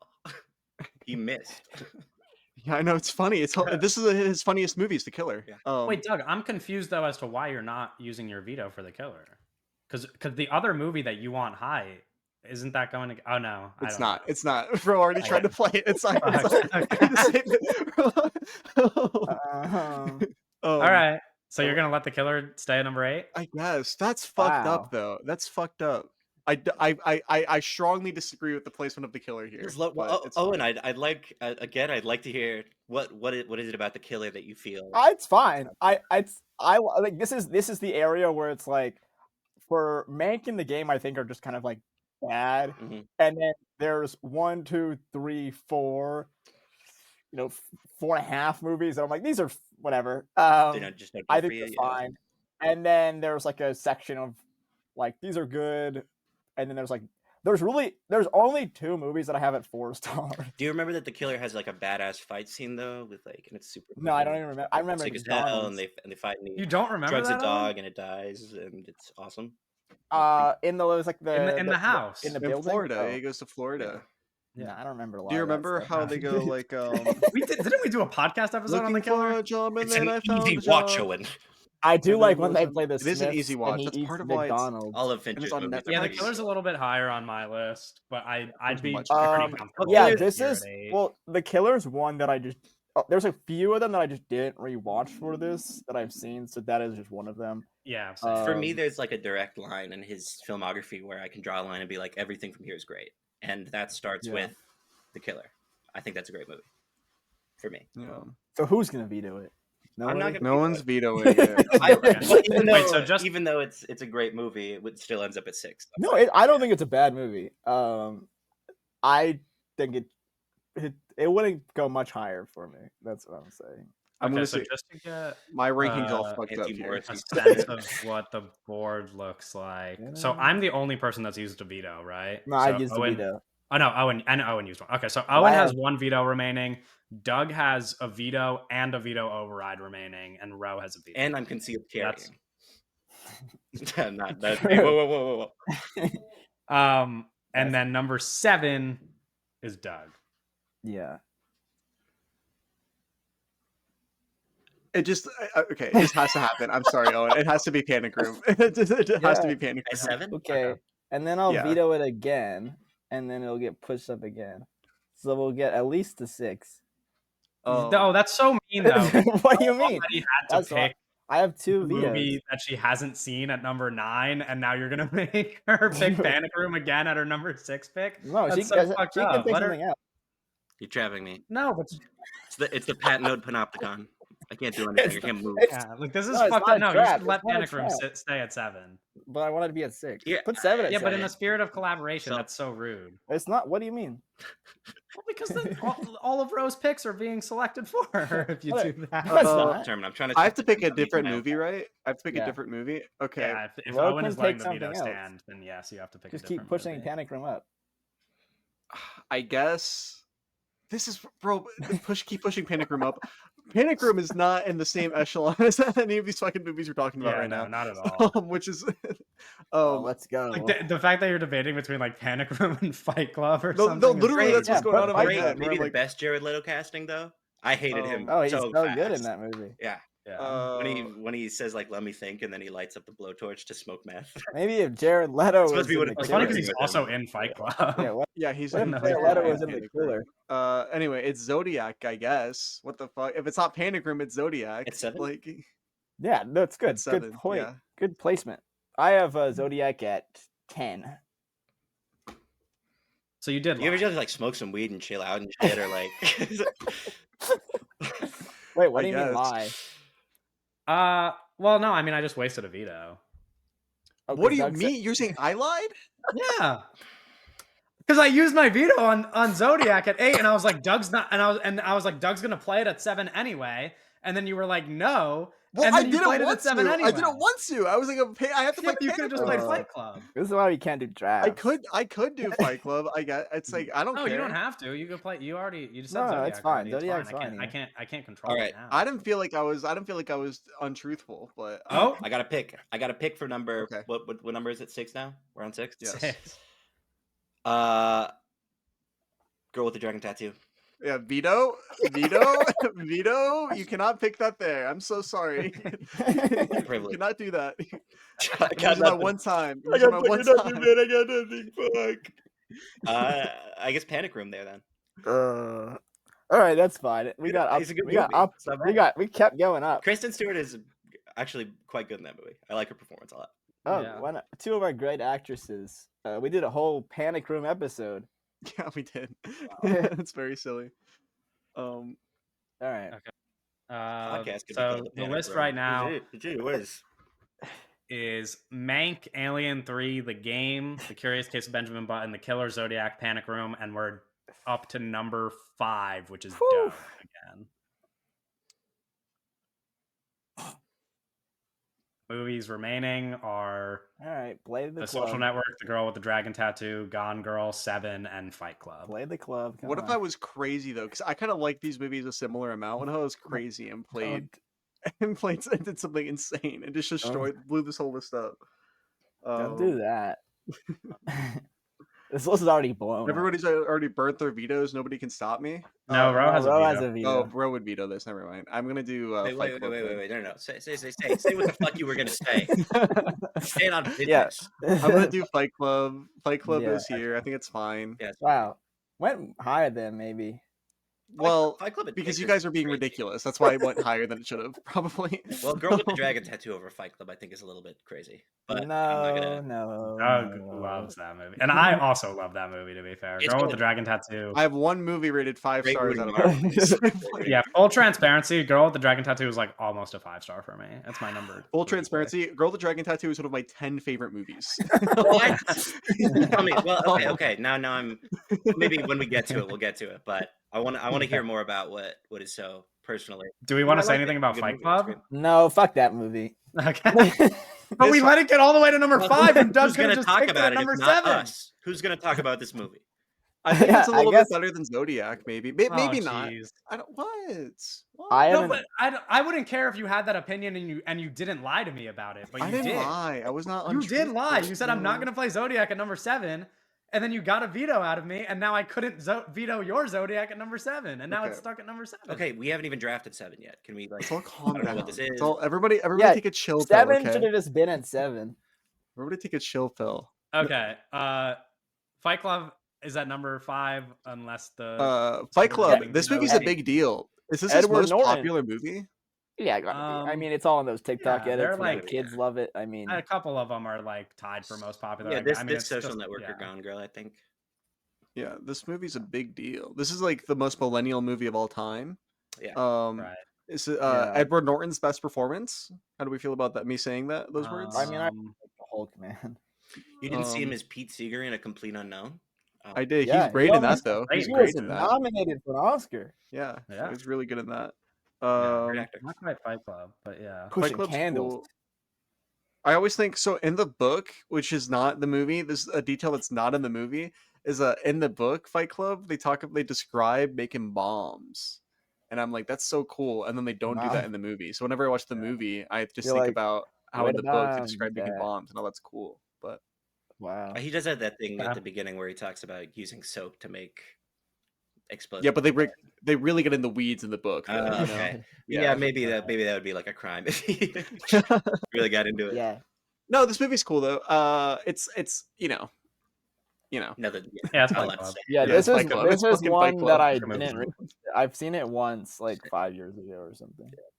Number 4 belongs to Owen. Oh no, guys, come on. The remaining movies, again, to list them, are The Social Network, The Girl with the Dragon Tattoo, Gone Girl, and 7. Okay, so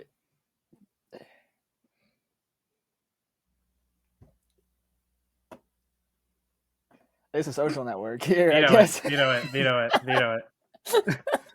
Wait, you don't have a veto? I don't think that's weird. No, I can't. No, I no, have a only veto. only Ro can Rose veto. has a If veto. if Ro wants it at number 4, that's fine. but- Well, Oh no, I used my veto already. Yeah, it's Yeah. only Rose. Yeah. Oh, okay. yeah, my Yeah. I think that's fine. I think that's fine. Okay. Well, Interesting. it's top 4. I mean, Top one 4 of ain't the 4 bad. best Fincher movies that we've Yeah. had. No, it's not. In fact, that would put you in the canon of great American films in the last 25 years, probably. So, along Yeah. with Social Network season number 4. Long Legs, He's like fuming. There's like steam coming out of Seven's ears right now. Long Legs, The Monkey, Nova King. Oh, It's it's like, no, it's like no. Kevin's Hair. face is welling up like a tomato, and he's like shaking. He's like, no, yeah, Social Network at 4 is totally. No, fine. I Like, like it's this cool. movie. I literally wouldn't care if The Social Network was at 4 if you didn't also have Zodiac at 7. It's so rude that you let that happen to me. I didn't. Yeah, I want to say like The Social Network is also like Kevin's like 3rd favorite movie of all time.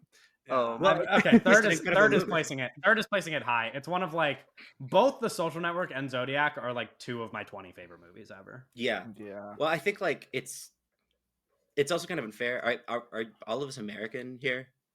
Yeah. Yeah. David Fincher is just such a formative filmmaker for so many Americans. Honestly, like he's a huge cultural figure in the like cultural idea of filmmaking. You know, he's sort of like the following in the steps of the Kubrickian control freak manipulation, and I don't know. Is it when I was young, the first David Fincher movie I saw was Seven, and it like was one of the first movies that got me really excited about like, oh, movies could be like bleak and weird and sort of convoluted and unsatisfying in a way.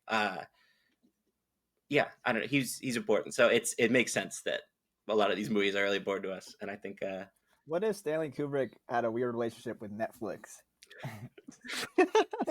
2001: A Stanley Space Odyssey Kubrick now only- on streaming, one day in Yeah. theaters, Yeah, with like horrible bit rate. 6 theaters across 3 major. I remember when The Killer came out, and there was and everybody, not everybody, like really not everybody, but like there was this whole conversation about like the Netflix bitrate is so bad. It's like, and like all of the torrent rips of the movie looked like fucking shit, and like it was hard to get it in 4K, and it was a whole thing. Yeah. The movie's excellent. I hope that, I don't think he will, but I hope that maybe later in his career he's like, let's get good How old physicals for all these movies. How old is he? He was born in 62, so Oh, he's okay. 150 so years old. yeah. Older. Well, it's funny. So you know how The Curious Case of Benjamin Button has a Criterion release? There's a Criterion Blu-ray of that. There is. Sure. yeah. Yeah. So it's like, it's not like a real Criterion release though, where it was like selected. It was like he like David Fincher personally wanted it to come out on Criterion. So then they just like they were like, okay, because it's out of print now, you can't buy it. Yeah. Anyways. Yeah. Odd. So, was that number 5? What movie? No, number 4 was The Social Network. Okay. Good movie. Top 3 now, and the movies remaining are Girl with the Dragon Tattoo, Gone Girl, and Seven. Ro has the number 3 pick. And I still have a veto, right? Yeah, so technically, well, you're the only one with a veto, so your number 3 pick here can't be switched. You can't veto yourself. Whatever you pick at number 3 I'm gonna be Girl with the is... Dragon Tattoo. Let me defend myself. It's great. It has a lot of the stuff that I like from David Fincher movie. It's pulpy. It's intense. It's got all those great thriller elements. There's a lot of like Hitchcockian, De Palma shit in this movie where it's just like, oh no, how is he gonna get out of the house while walking slowly and quietly on his little feet? It's good. I think it's a great movie. I don't know. It's hard to sort of talk about these movies because like there are other directors that operate sometimes at a low level, but I don't know. There's sort of this feeling when you watch a David Fincher movie that like, well, whoever did sound on this or shot it or whatever, if you swap him out with somebody else, it would be a little different, but David Fincher would ask for the same thing because he's just wants to put them here and then have them shoot this. It's not. Sometimes it feels like that also caps off the enjoyment of the movie for me. I don't know if that's like the extreme meticulousness of the craft. Like it feels like watching the movie equivalent of like a 60 FPS interpolated. You know what I mean? Like it's like too smooth and too, but I don't know. Like the digital of it all. Not just the digital. I think it's the camera. Well, I mean, definitely like the invisible digital effects that I think kind of reached a fever pitch in Fight Club and Panic Room, are occasionally distracting and a little uncanny valley. But they're still cool. But yeah, I'm gonna go with Girl with the Dragon Tattoo. And I like David Fincher. Thank you to David Fincher. I have an idea for a sequel to Paddington. I was hoping you could finance. You kind of played this perfectly because you got that at number 3. I have the number 2 pick, but since you have a veto, you could essentially decide if you like my number 2 pick or not. But Doug does have the veto override still. So technically, imagine I'm just an asshole. Yeah, so technically Doug controls the 2 and 1 pick here. I can't believe this one got so high. Yeah. I mean, I can believe it because I would have also. No, not this one. Oh, 7? You mean I'm talking about. No, I mean 7 getting high is cool. Me too. It's a good movie. I guess I was expecting it to be like top 5, but like 2 is high. Above, I'm surprised 7 is higher than The Social Network. I'll throw that. I think it kind of. You know how Well, actually, I don't know if this is such a like weird way to explain it, but I think because 7 is like so like pretty high on all of our lists, probably like it's not at the bottom of any of them. It's kind of like in Survivor when you just like when you're like friendly with everybody and you don't do any big moves, so you just like make it to the final without anybody paying attention to you. So wait, are you choosing 7 at number 2? I think so. Well, so Okay. Oh wait, that's That's your cool. number one? No, it's not, but I like it at number one more than Gone Girl for whatever reason. Doug. I'm Yeah, cool with can either can one. can I be what? Wait, Well, okay, can can I make a case? Can I make a case? yeah, okay. Explain that to I me. think 'Cause it is I was like- so okay for Gone Girl to be number one. I Now think I'm Gone Girl is confused. like- Now I'm- I think Gone Girl and Seven are both really good picks for a number one. I think Seven is like the quintessential, like the beating heart of, or maybe like the cold heart of David Fincher. It's just like I think it's a perfect movie. I think it's really, Or you think it's a perfect movie? That's a Seven. fine take. Yeah, I think so. that's a totally cool opinion. I mean, Okay. what's wrong? What's wrong with Seven? Yeah, No, It's kind I of- mean, I don't It's have not, like any it's not like major. as Yeah, good what's as wrong it's with not it? as good It's as a good. Jaws It's a or great something, movie. but it's like, No, Yeah. I will say, like, seeing Seven in theaters recently, I was like, this is. and he yeah, was I on mean, film. is He a was on good film movie. still. Ooh, looks good. It's why. Well, yeah. If you watch the 4K restoration that just came out, he might as well not have shot on film. You might as well Really? shot on a turkey ham. Well, do you know all about that? No, tell He me. went like full like filmmaker mental illness on that restoration. Yeah, he Oh, has. wait, There's like some- AI all over color- that thing. Ugh. There's, like- yeah. Yeah, so Terry we can't put the Kanji, AI I'm so movie at sorry. one. Oh, we can. What is this? No, we The Harmony Corinne Okay, so episode? as it stands right now, I'm playing Seven at 2. Yeah. Ro is vetoing Seven at 2, and it is up to Doug if you want to change Well, that decision. we all know that or not. Aggro Drift is going to be at number one, so it's like, where do we go from there? Owen Yeah. loves Aggro Drift. Owen gave Aggro Drift 4.5 stars. I Higher agree. rating than I any of these other David I Fincher gave it movies. 4 stars, but it is higher than 7. You know, just because like Ro made a great, I disagree, I guess, but just because Ro made such a great case, and she is our guest today, I think it's fine for Seven to be number one, I guess. Talking about I did not Okay. see this coming. I did not see that. I was so like, oh yeah, Gone Girl number one, Seven number two is fine. Yeah, Like, you know, I was It's like, the Gone Girl episode. yeah.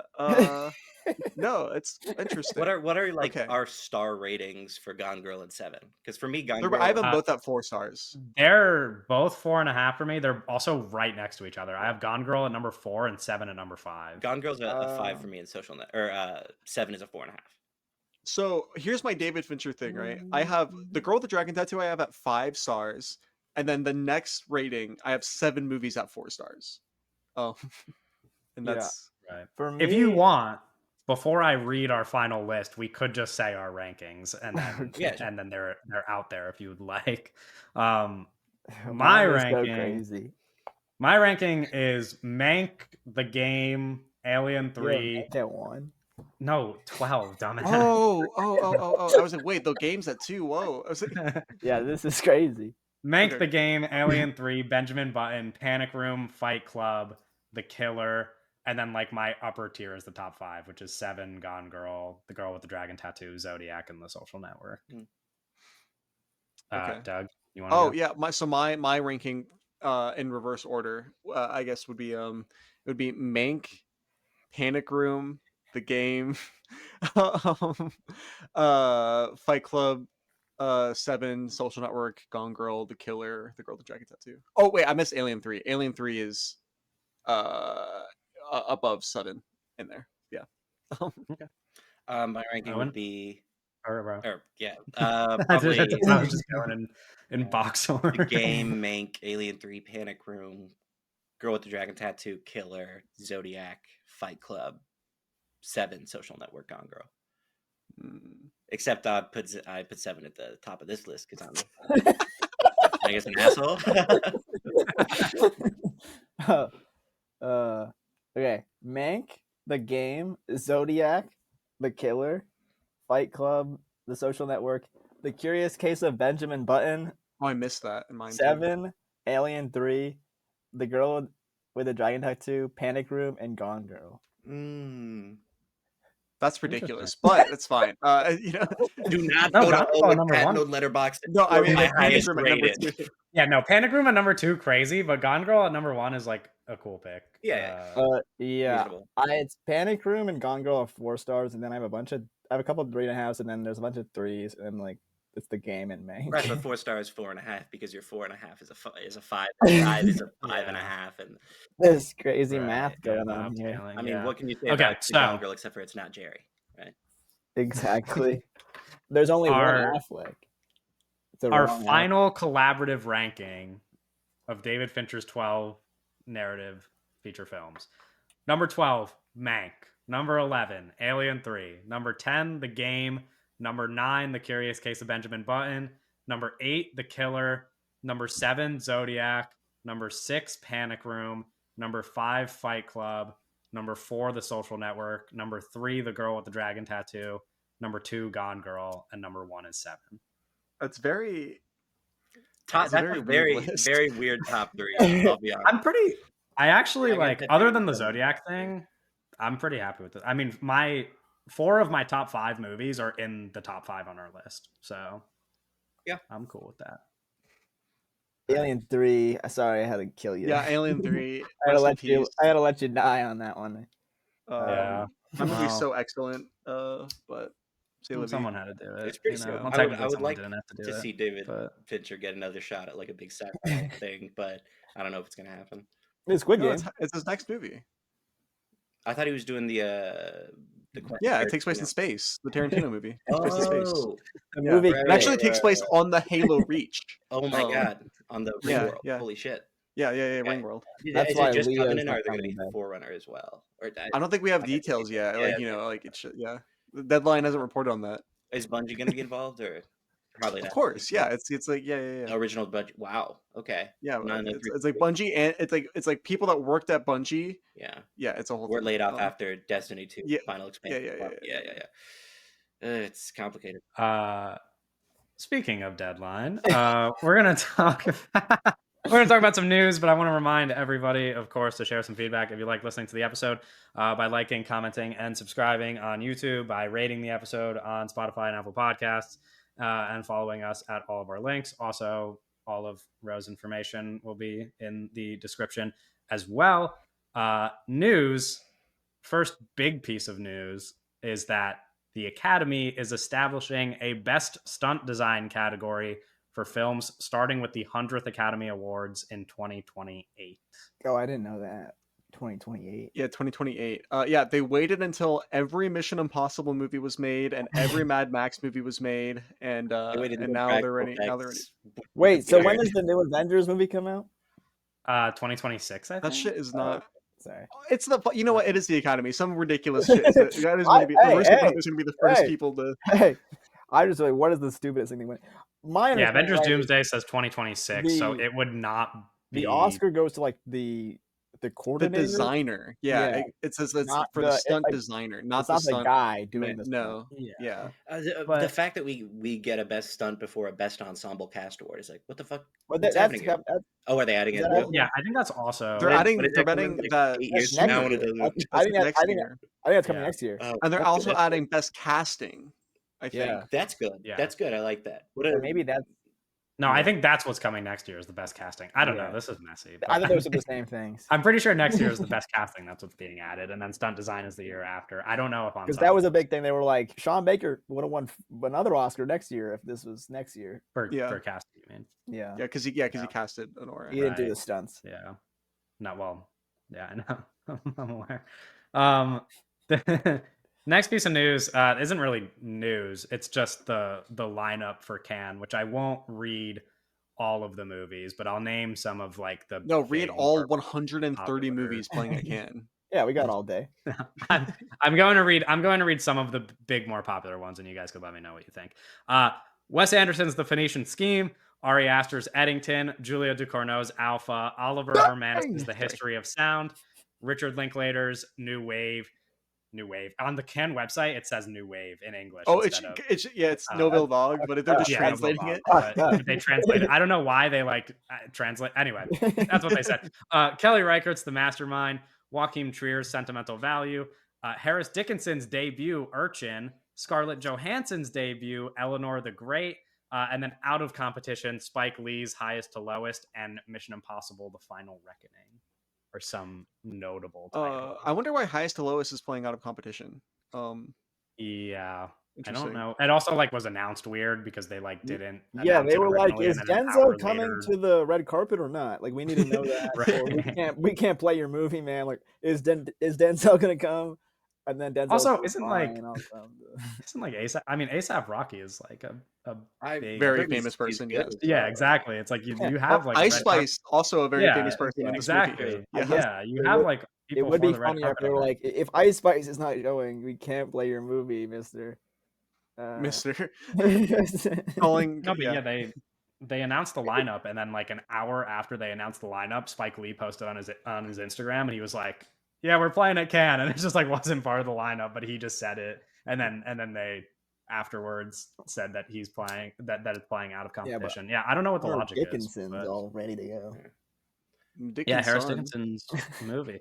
Well, it's interesting because they say how many movies did they say they watched? It was like several thousands of movies that they watched. And Yeah. they So many landed on bad they landed on movies. the Harris Dickinson debut. So Yeah. I wonder Baby how girl. like granted, the people that are like on the committee for these major festivals, it's like they have to work so hard as in like so much brain power watching so many yeah, they movies, literally like, wake up and watch considering- movies all day. Yeah, and then they go have to like bed and talk wake about up the shit next that they day just and watch watched. more movies. That's Yeah, like me. I mean, That's literally me. Just like me for real. no, but like it's like so Yeah, exciting. yeah, Like yeah. imagining just like several weeks straight of waking up, watching 6 movies in a row, falling asleep, and then doing the same thing the next day for like I did that last And then like, going I into would- a meeting, going to regular meetings, talking about the movies you I don't have watch, to and like, imagine that. Yeah, but nobody will fucking talk to me about the movies. What do I do about this? My roommate's like, "That's gay." yeah, Uh, no, yeah, well, I'm kind of excited to see what Eddington ends up being. Although, hindsight is 2020 is the log line for that one. interesting. Oh yeah, Yeah, because it's yeah. it's a COVID. just a COVID movie. Yeah. Yeah, I don't know. I'm interested conceptually. I didn't really like Beau is Afraid. I was okay on Midsummer. I like Hereditary. Mhm. I thought Hereditary was a really, really great theater experience for me. Strange things about the Johnsons. Okay. About it, yeah. Yeah. But yeah, I'm interested to see what Eddington ends up being. Yeah, the one that I'm obviously most excited for is the Kelly Reichardt one. But Yeah. if Spike Lee was playing in competition, I'd be more excited about that choice. Right. But because I want to see what happens. What if he wins? What if he wins the Palme d'Or? He's not gonna win. Winning the 'cause Palme's a big deal. No, Yeah, I need more information about Harris this Dickinson wins the Palme Julia Ducournau film. Yeah. I need more. Yeah, I need well, to know I know more. I I've need read more. about I need I've more. read about like the story. It's interesting. There's It's that. like, There's a still that they posted, and then there's the behind the scenes of the still that they posted, and I'm like, Well, They interesting. say it's about AIDS, what? or that's not true. Is that not true? What? Someone said that on Elon's app, and I don't know if that's real or not. No, I don't think it's at all Someone about lied. AIDS. I don't know. It's I haven't seen it. similar. It's similar to Raw. It's like a Maybe it was coming a of age joke. story. People joke but, about that stuff now. What'd you say? You Oh, never... on Twitter, you mean? yeah, I was just, like, it's about I eating thought- people in fucking cars. Okay, we know what it's about. Yeah. but maybe It'll be AIDS good. can tie into that somehow. No, bro, this is gonna be so good. Okay, anyway, Yeah, sorry. it's I'm not so about excited it. for this. Anyways, Next piece of news: Robert Pattinson is being eyed to play the villain. Is it Cytail in Dune 3? Yeah, Is that sure. how you say it? Oh, That sounds like a Skylander. yeah. I like that. I mean, why not? If you got all the He's like a some of the greatest shapeshifter? actors in your trilogy, might Yeah. as well get. Yeah. No, I I mean, remember. is he one of the greatest working male actors right now? I think. Yeah. Yeah. Yes. No, yeah. I remember when we were talking about Dune 2, it was Mhm. like, oh, Rob would be great as the villain in Dune 2. Like, it was like Rob was one Instead of Austin Butler. yeah, you we mean. were pushing. A lot of us people were pushing for Rob, Mhm. and it was like Rob. It was like Rob, the fucking Barry Keoghan or whatever, Yeah. and then Austin Butler was a name thrown in there, and then Harry Styles, I think, at a point. Hmm. But Austin Butler obviously killed that, Yeah. and I think be able to get both, right? Austin Butler in this movie or that movie, and then Rob in the second Yeah, and then movie. Rob You know, in I the don't next even really one. like Austin Butler in Dune 2, so I'm kind of happy that Rob didn't. This no, guy. So like, what? No, I'm serious. What? So then, No, I know. Like, why'd you have to include that? but like this, like, Dune Messiah shaping up to be the 3 main characters of Dune Messiah shaping up to be Anya Taylor-Joy, what's that guy's fat guy from Minecraft movie called? Jason Momoa. Jason Momoa and Robert Pattinson. That's very cool. Those are 3 cool actors. Yeah. Well, Yeah. Dune Part 2 already had one of the craziest. Like, there's the sequence at the end of the movie where they're all in the room, and you're like, Oh my God, that's Christopher Walken, Florence Pugh, Javier Bardem, Rebecca Ferguson, Timothy Chalamet, Zendaya, and then just like keep going, Florence keep going. Pugh. Yeah. Rebecca Ferguson. Yeah. Florence Pugh's probably gonna be in the next one more too. Yeah. Becky Um, Ferg is gonna come back too. Becky Probably. Ferg, yeah. Big Becky. Yeah. Rebecca Yeah. Black. Who's Yeah, doing Rebecca score? Black. Rebecca Tobuscus. Tobuscus is gonna make an give me something appearance. good. Ugly Betty from Ugly Betty, I think is gonna be there. Yeah. Yeah, no, I mean, I don't know. We were maybe colder on the movie than the Really? Generation You don't Fence. say. Speak for yourself, buddy. Hey, Hey, really- you were on that podcast. I really Yeah. like Dune Part 2, but I love Dune Part 2. read Owen's I know. review and I was agree- on that podcast and I said I love the movie. I agree very much about the assessment of the cinematography, about like the really wide aperture, yeah. it's like, and the speed of the cuts. It's just a little like, it starts feeling a little bit like Christopher Nolan-y to me at times, and that's not where I want. He's a to go. Denis is known Christopher Denis. Nolan Glazer. Yeah. Yeah. Christopher Nolan is what were the words? The most He important. said he's a god filmmaker to working me. right Christopher now? Nolan and Glazer? Whoa, okay, that could be interesting. I feel like I'm on the right side of history with this Dune Part 2 assessment. And that's all that in matters. terms of how it's going to age. But I Uh, think the problem is I think Dune 3 as a con, like Dune Messiah, that as the con, like that just the opportunity to make the best one, whether Yes. it is or not is we'll see on that. Yes. But I think especially with Rob and there's like the content of that story. Yeah. What are thoughts? What are your thoughts about Denis? All of you, are there? Well, yeah, we talked about this a bit on the Dune thing. My fault. Kevin He was- likes him. Yeah, well, for a while he was my favorite director when I was like starting to get into yeah. movies, and then as time has passed, I think my relationship to him has been that I'm not like the more I started watching movies based on the directors and not the movie, Yeah. I realized that like I don't really value what he does as a director as much as I do like my favorite directors now. Sure. You're saying but you're saying still- on the record, Kelly Reichardt better than Denis Villeneuve. yes. Yeah, So yeah, brave. that's what They're gonna kill you. They're gonna kill you. They're gonna kill me. Yeah. They're gonna fucking get you. They're not gonna be able to argue with me because they're not gonna watch. Yeah, a they're Kelly not. They're not gonna watch Reichardt first movie. now. They're gonna fall asleep. But I don't know. I mean, he still has a number of movies that I love, but most notably the two Dune movies. I love. So I don't know. Yeah. That's where I stand. Two pieces of Warner Bros. News, Warner Bros. Sequel news. A sequel to a Minecraft movie is now, quote, a top priority at Warner Bros. And Beetlejuice 3 is also in the works at Warner Bros. Thoughts, feelings? What if emotions? Beetlejuice 3 doesn't take place in Hawaii? Owen? It Are you gonna probably kill? won't. It Are you gonna probably kill won't. David Zaslav? It's not his. I don't think that has anything to do with David Zaslav, to I be know. honest. I know. I think it's a Tim issue. I don't think it's gonna. It most likely won't take place in Hawaii. I do think it'd be fun. It probably just will be kind of a continuation of the movie we had last time, and I like that movie. So I'm cool with it. We kind of talked about this on our Beetlejuice episode, but it makes natural sense with the way that was received, that they would finish it up with Beetlejuice. So yeah, They should keep going. They should make 3 more. Beetlejuice. Yeah, Beetlejuice. whoa. yeah, it's just like the whole poster Yeah, the is whole, just. yeah. Michael Keaton still can do that stuff, so Yeah. I think it makes sense. The Minecraft movie, though, obviously we kind of knew this. We're gonna get the coming. Minecraft trilogy. We have to. We have to earn the Ender Dragon. Well, I don't. We kind of talked about it a little bit on the episode last week or 2 weeks ago. Last week. Whatever.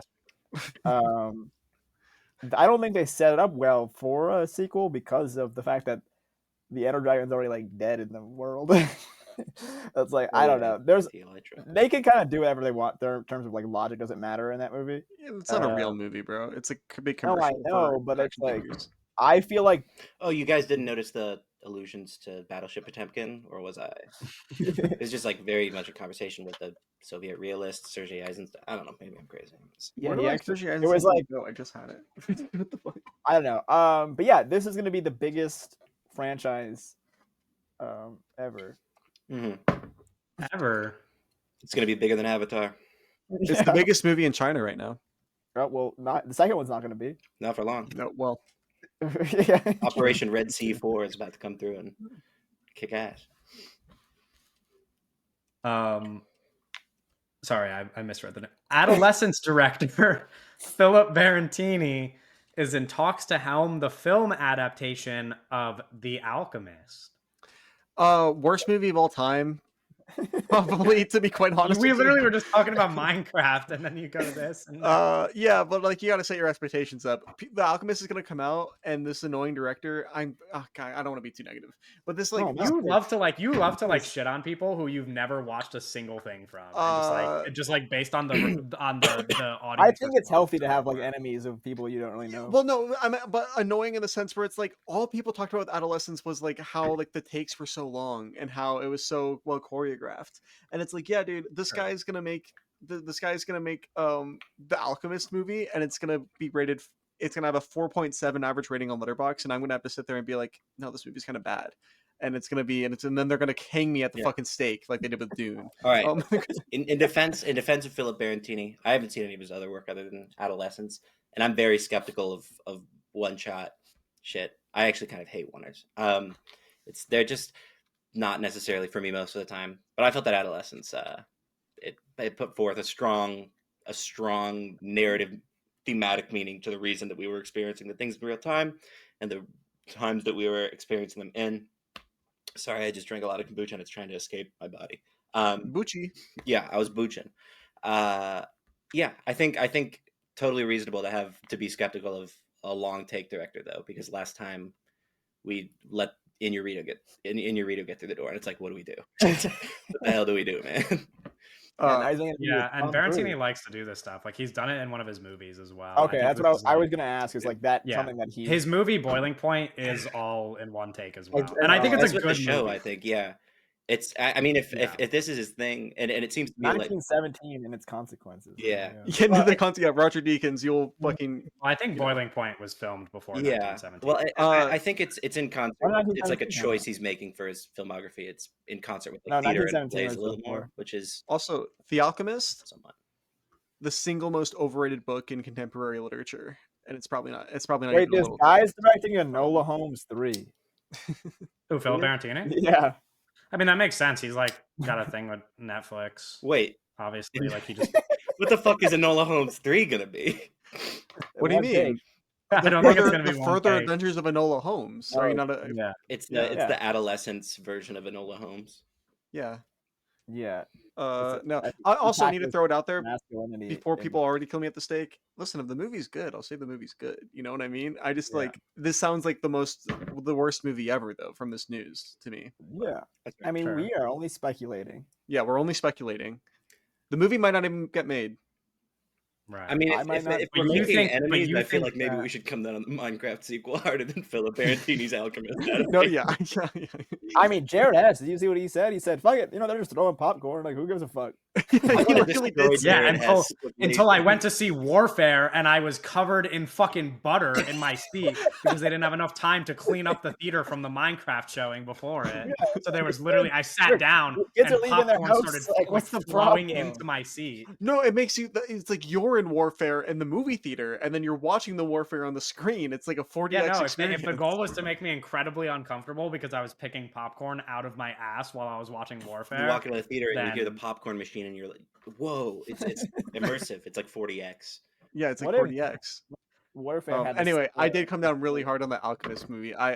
You were really mean to a guy. I was really mean. Like, you literally said this sounds like the worst movie, and there are directors who you passionately hate, and you have never seen a Philip Barantini. Jason Reitman's Saturday Night came out this year.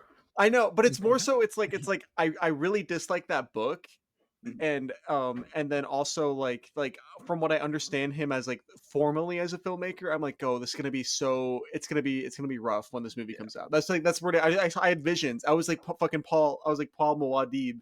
I saw like the visions of the fucking war in my brain. Yeah.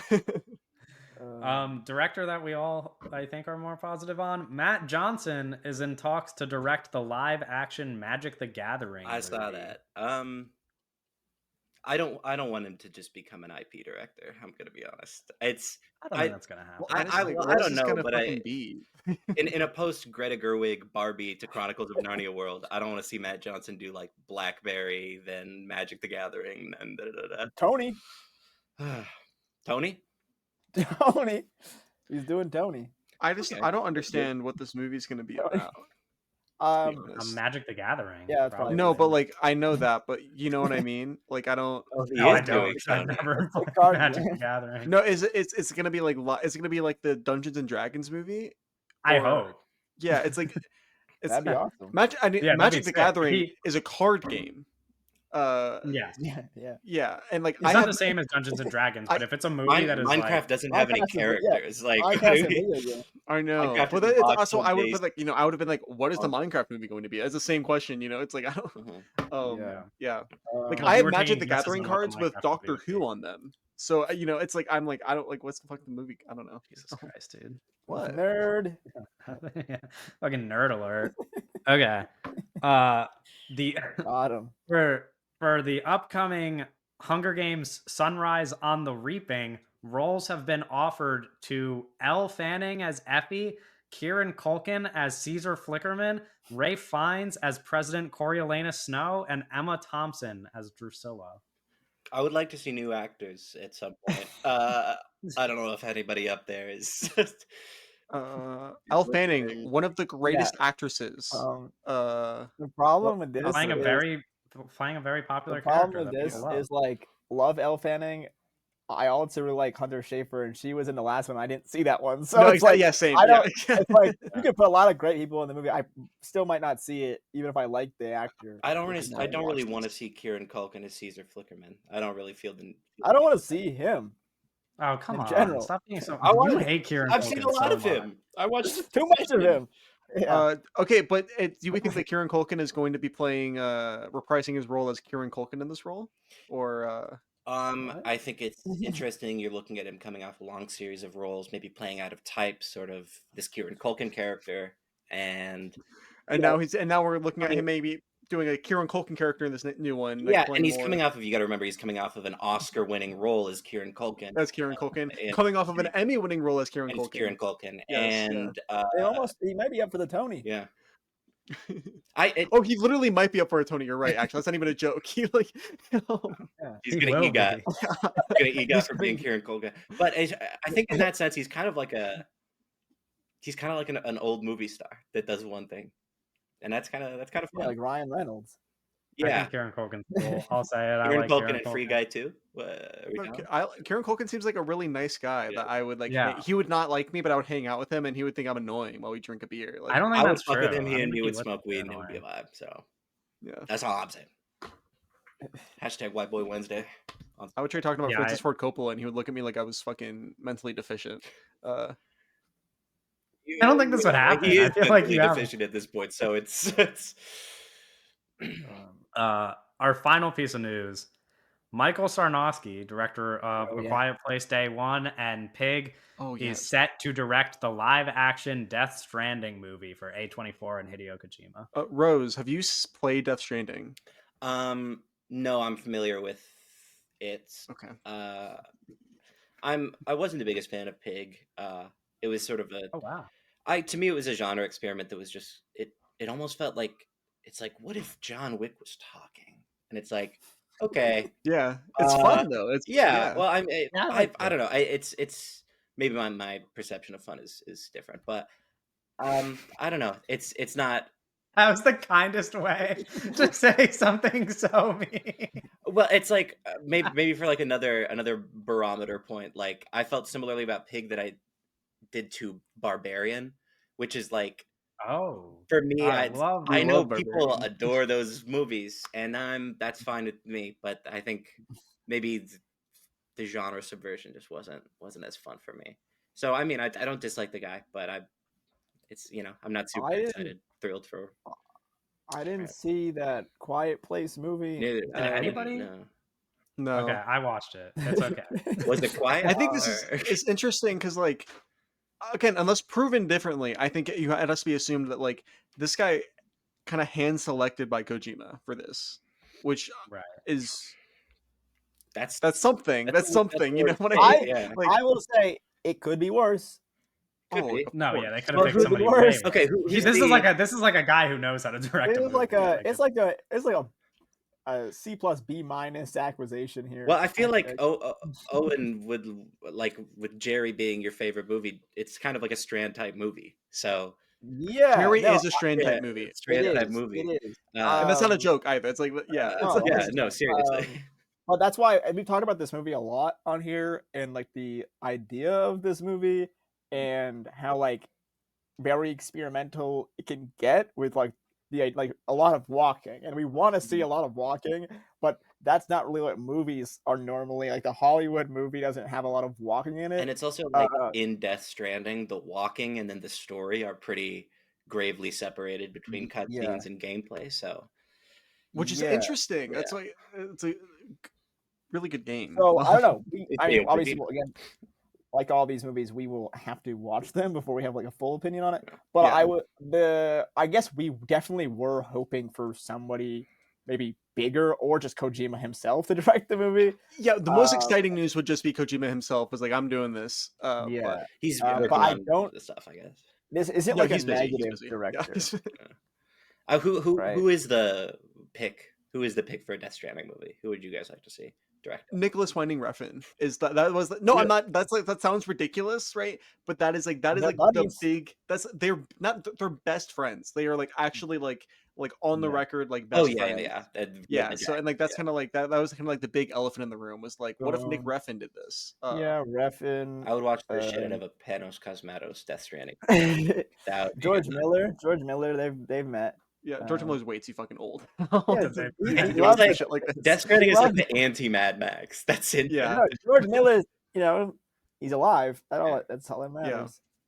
Paul Schrader. No, but yeah, it's like, it's Not like in it's like this the really climate. big one was. Here's the thing: it could be worse because if we look at the public relation, like the filmmakers with public relationships with Kojima, he's working really closely with those twins that did Talk to Me, Oh yeah, and it's like that would have been worse. Yeah. that would have been way worse if it was those guys. And Yeah. then everybody would have been like, this is the best elevated video game movie in his cinematic. And I would kill myself on live on this fucking podcast. There's this actually. game called The Last of Us, and it got a TV show. This is kind of like that. It's like- Yes.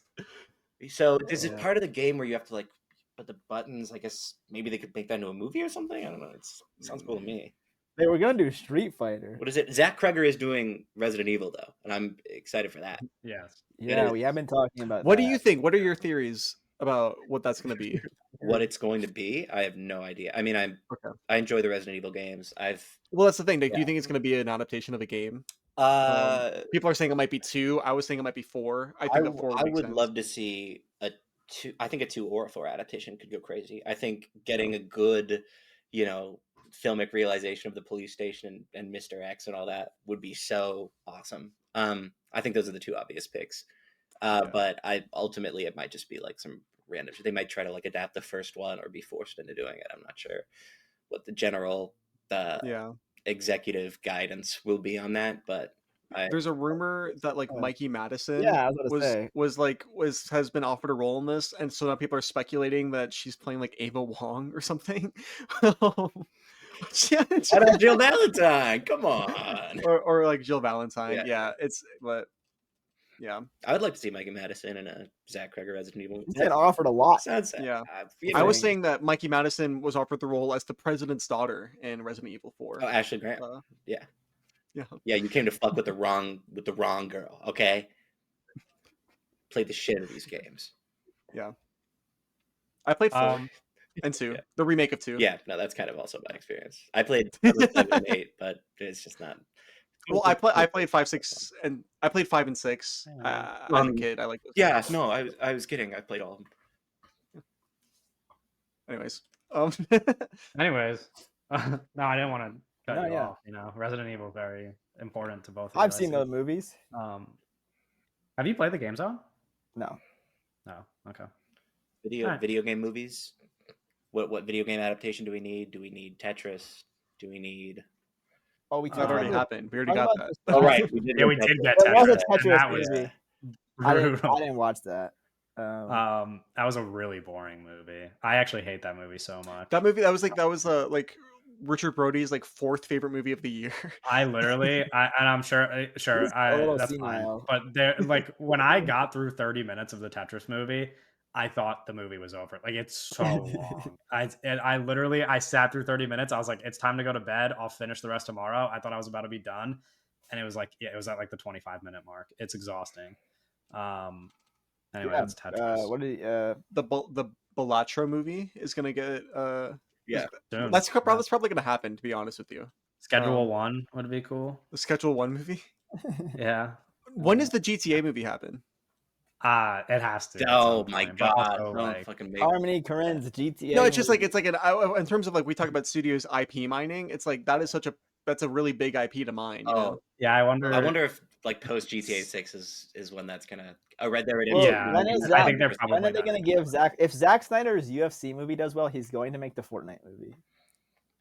Oh, Jesus Christ. What? I forgot that that's like Zack the IP Snyder that's Fortnite he's going movie in. is gonna be so sick. Like, are we all comfortable with this? That like the IP nightmare that we're gonna have to live through is not superheroes anymore, but it's like terrible video game adaptations. Well, here's I'm the at thing: peace with the that. real nightmare is that when China bans U.S. imports of films, the real nightmare is the Hollywood studio system is going to collapse, and we're not going to get any movies anymore that aren't fucking video game movies. Oh, I'd be fine with that, I guess. It's Yeah. Did As long as they're Hollywood into make good Kubert movies? people. I don't. I'm trying to remember. It Hey, happened, I it like happened movies that do one well night. with It time. happened one night. Was good. Citizen Kane was good. Yeah. They talk about that in Mank. When did that come out? Was that 2005? Citizen Kane. No, I Great. think Citizen Kane was like in the 90s, right? Like 90. Yeah. It was like Miramax. it's black and white. It's black and funded white. Oh, the yeah, picture. Weinstein. Yeah, Weinstein. Shout out Weinstein. Oh, That's a good place to end. Yeah, Tokyo no Story, shout out my favorite Weinstein. movie of 2019. Tokyo, let's go. Yeah. Tokyo Drift. Okay. Taipei Mr. Story Lincoln. and Taipei. I thought Owen was about to lift up Tokyo Drift. What else do I got on my?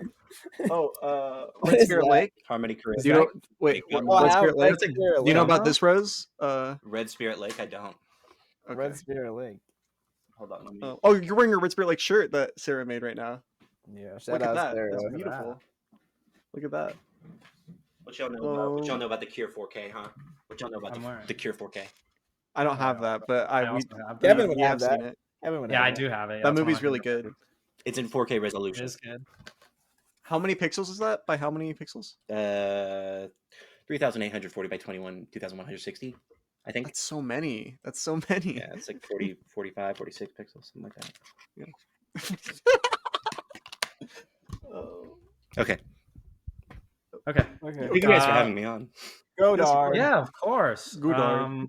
Like I said earlier, all of your information will be in the description. If there's anything you want to shout out to the public, anything you want to share, feel free. Otherwise, we'll. What do you think about this?